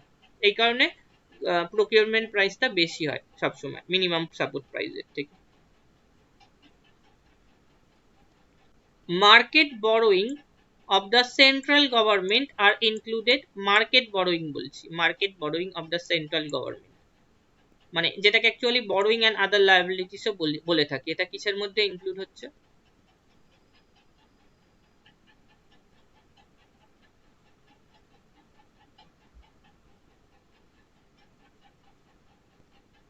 মার্কেট বরোয়িং বললে এটাকে আমরা কিন্তু ইনক্লুড হতে দেখবো ক্যাপিটাল রিসিপ্টের মধ্যে। ক্যাপিটাল রিসিপ্টের তিনটে part, recovery of loans, market borrowing বা বরোয়িং এন্ড আদার লায়াবিলিটিস, আর একটা হচ্ছে other receipt. Recovery of loans, borrowing and other liabilities, আরেকটা হচ্ছে আদার রিসিপ্ট। এখানে মার্কেট বরোয়িং বলতে বরোয়িং এন্ড আদার লায়াবিলিটিস। রিসিপ্টের পর যে সময়, খেয়াল রাখবে, যে সময় রিসিপ্ট হচ্ছে মানে ওই গভর্নমেন্ট বরোয়িং করছে যে অ্যামাউন্টটা, যে টাইম পিরিয়ডে, সেই টাইম পিরিয়ডে ওটা কিন্তু ক্যাপিটাল রিসিপ্টের আন্ডারে চলে যাচ্ছে, কিন্তু পরবর্তীকালে ওর এগেনস্টে যখন উইথ ইন্টারেস্ট লোনের অ্যামাউন্টটা, বরোয়িং এর অ্যামাউন্টটা পে করতে হচ্ছে, তখন কিন্তু গভর্নমেন্টের কাছে ওই পার্টটা হয়ে যাচ্ছে লায়াবিলিটি, তখন সেটা চলে যাচ্ছে রেভিনিউ এক্সপেন্ডিচারের আন্ডারে। খেয়াল রাখবে, যখনই বরোয়িং বলবে, মার্কেট বরোয়িং বলবে, বরোয়িং এন্ড আদার লায়াবিলিটিস বলবে, তখনই কিন্তু চলে যাবে ক্যাপিটাল রিসিপ্টের আন্ডারে। অপশন এ এখানে কারেক্ট হচ্ছে। This investment policy implies B B, হ্যাঁ, selling the equities of PSU public sector units to the open capital market, এটাকে আমরা অ্যাকচুয়ালি বলে থাকি disinvestment। disinvestment হলেই যে সবসময় প্রাইভেটাইজেশন হয় এটা না, আমরা বলেছিলাম যখন ওনারশিপ ট্রান্সফার হচ্ছে তখনই আমরা বলছি প্রাইভেটাইজেশন হচ্ছে। ধরো LIC IPO সেল করছে, ইনিশিয়াল পাবলিক অফারিং 5% তার যে আছে, LIC যে টোটাল ওনারশিপটা আমরা দেখতে পাচ্ছি গভর্নমেন্টের হাতে আছে, তার একটা 5% IPO দেখা যাচ্ছে কমন পাবলিককে LIC সেল করছে, এটাকে আমরা কিন্তু বলছি প্রাইভেটাইজেশন, এটাকে ডিসইনভেস্টমেন্ট বলছি, কিন্তু এটাকে কখনোই প্রাইভেটাইজেশন বলছি না আমরা, এটা খেয়াল রাখবে। তো এইটা আমরা আরেকটা যেটা এখানে বলার সেটা হচ্ছে এই IPO সেল করছে, তার মানে কমন পাবলিকের সাথে LIC ডাইরেক্টলি একটা ডাইরেক্টলি আমরা একটা রিলেশন দেখতে পাচ্ছি, এক্ষেত্রে ডাইরেক্টলি কমন পাবলিক LIC থেকে এই IPO টা পারচেস করার সুযোগ পাচ্ছে। তাহলে এটাকে আমরা কি বলছি, এটাকে আমরা বলছি ইনক্লুড হচ্ছে প্রাইমারি মার্কেটের মধ্যে। প্রাইমারি মার্কেটের মধ্যে যখন সেই পার্টগুলোকেই আমরা ইনক্লুড করি যখন কোনো কোম্পানি বা কোনো অর্গানাইজেশনের সাথে কমন পাবলিক ডাইরেক্টলি, যখন আমরা দেখি যে ডাইরেক্টলি কমন পাবলিকের একটা রিলেশন দেখতে পাই, তখন সেই পার্টটাকে আমরা প্রাইমারি মার্কেটের মধ্যে ইনক্লুড করি, আর সেকেন্ডারি মার্কেটের মধ্যে সেই পার্টগুলোকে ইনক্লুড করি যখন ইন্টারমিডিয়ারি ক্লাস হিসাবে কাউকে আমরা দেখছি, যেমন ব্রোকার বা সাব ব্রোকার, এরকম কাউকে যখন আমরা দেখি আর কি। নেক্সট হচ্ছে incremental capital output ratio means. Incremental দেখো কোনটাকে বলছি,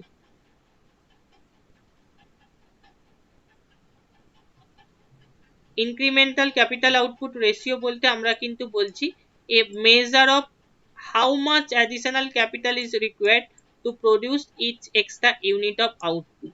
নাম্বার সি অপশনটা দেখো, a measure of how much additional capital, how much additional capital is required to produce extra unit of output, এটাকে আমরা বলছি incremental capital output ratio। মানে আমি যখন additionally কোনো production করতে যাব বা additional কোনো output, মানে প্রোডাকশন বলতে তো অ্যাকচুয়ালি আউটপুট বলছে, এর জন্য আমার যে ক্যাপিটালটা লাগছে, আমার যে ক্যাপিটালটা লাগছে এক্সট্রা, সেই ক্যাপিটালটাকে দিয়ে আমি যে অ্যাডিশনাল প্রোডাকশন করছি, এই যে রেশিওটা, এটাকে আমরা বলছি incremental capital output ratio. Option C হচ্ছে এখানে কারেক্ট।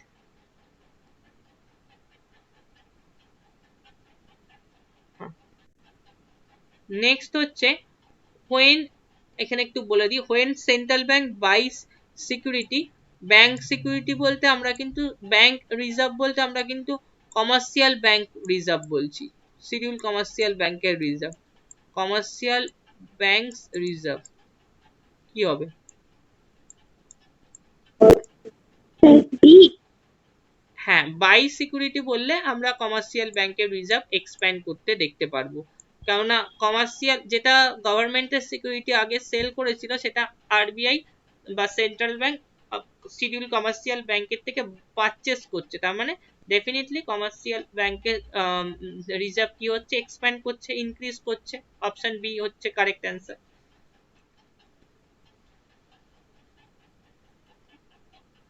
নেক্সট হচ্ছে কোশ্চিন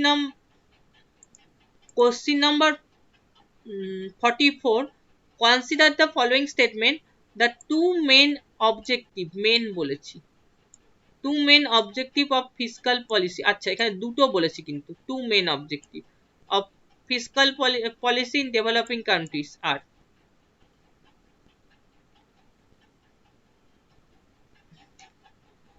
এখানে বলে দিই একটু কারেক্ট অ্যান্সারটা, র্যাপিডটা ডেফিনেটলি ইকোনমিক গ্রোথ, এটা কারেক্ট হবে, কিন্তু আমাকে র্যাপিড দিয়ে দিয়েছে, টু মেন অবজেক্টিভ বললে র্যাপিড ইকোনমিক গ্রোথের থেকেও আমরা প্রায়োরিটি দিচ্ছি প্রাইস স্টেবিলিটি, ইকুইটেবল ডিস্ট্রিবিউশন, এই দুটোর ওপর, ইনকাম ইনইকুয়ালিটি যাতে রিডিউস করা যায় সেই কারণে ইকুইটেবল ডিস্ট্রিবিউশন বলছে, আর প্রাইস স্টেবিলিটি বলছে। 2, 3 এখানে কারেক্ট। যদি আমাদের টু মেন অবজেক্টিভ না থাকতো, যদি আমাদের অবজেক্টিভ অফ ফিসকাল পলিসি থাকতো এবং অপশনে 3টে করে থাকতো, তাহলে সেক্ষেত্রে আমরা 1 কেও নিতাম র্যাপিড ইকোনমিক গ্রোথ, কিন্তু এখানে দুটো হচ্ছে কিন্তু, 2 and 3।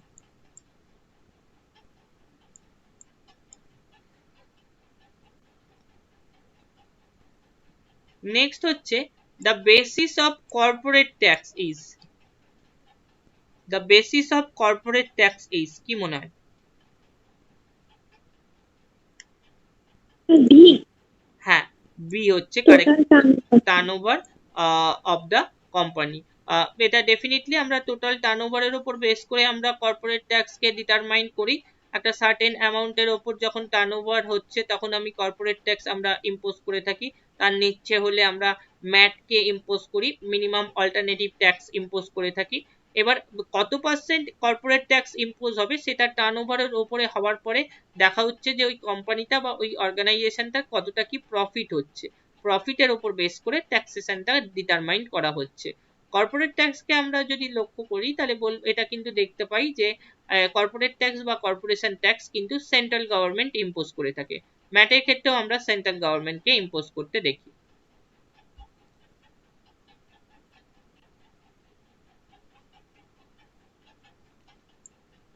In contractionary fiscal policy, government increases বলেছে, contractionary fiscal policy। Option C sir. হ্যাঁ, এক্স্যাক্টলি কন্ট্রাকশনারি বলেছে, সেই কারণে অপশন সি ট্যাক্সেস হবে। এই ধরনের কোশ্চেন কিন্তু ভুল হওয়ার খুব সম্ভাবনা থাকে, কারণ আগেই চোখে পড়ে আমাদের সাবসিডি পাবলিক এক্সপেন্ডিচার। আমাদের যদি এক্সপেনশনারি ফিসকাল পলিসি যদি এখানে মেনশন করা থাকতো, তাহলে এই দুটোকে আমরা ভাবনা চিন্তা করতাম। তাহলে ট্যাক্সেস যদি হয়, তাহলে অটোমেটিক্যালি কমন পাবলিকের পারচেজিং পাওয়ার বা ক্রয় ক্ষমতা কমছে, তো ডেফিনেটলি সেটা আমরা দেখতে পাচ্ছি ইনফ্লেশন কন্ট্রোল করতে হেল্প করছে। নেক্সট হচ্ছে question number 47, which of the following is oblique they are true regarding liquidity adjustment facility under monetary policy of the RBI?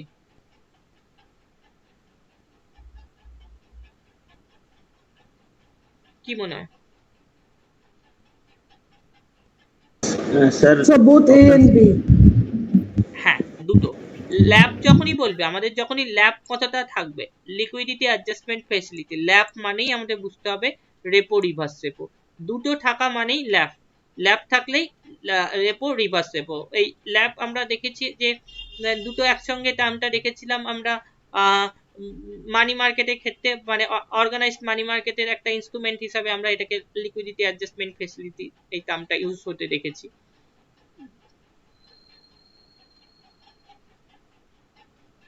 Next হচ্ছে India's economic crisis in 1991 was mainly outcome of the following.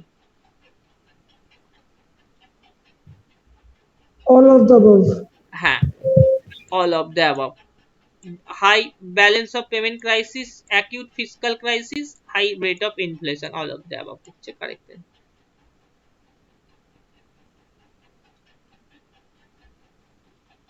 Land reforms refers to the government's efforts at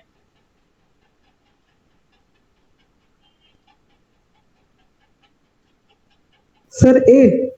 হ্যাঁ, land reform হচ্ছে, আমরা এখানে land রিফর্মের actually 4টে category আমরা দেখেছি। এখানে আমাদের correct answer হচ্ছে, আর কোনো অল্টারনেটিভ অপশন এখানে আসছে না।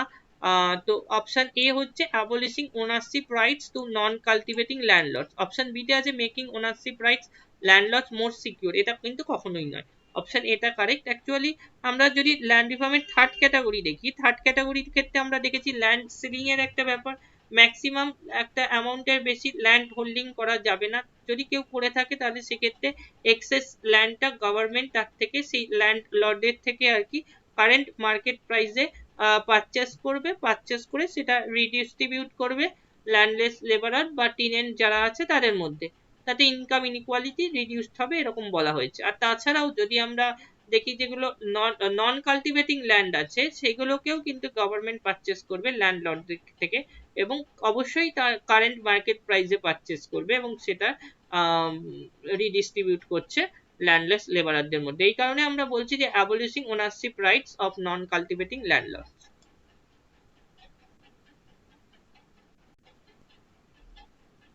Which of the following benefits from inflation? Benefits বলেছে from inflation. So borrower. বড়োয়ার বা ডেপ্টার। বেনিফিট বললে ডেফিনেটলি আমরা বলছি বড়োয়ার বা ডেপ্টার। লুজার বললে তখন আমাদের লেন্ডারের ব্যাপারটা আসবে বা ক্রেডিটারের ব্যাপারটা আসবে। তো এই অবধি মোটামুটি আজকে ছিল আর কি। তো এখানে আজকে ক্লাসটা তাহলে শেষ করছি।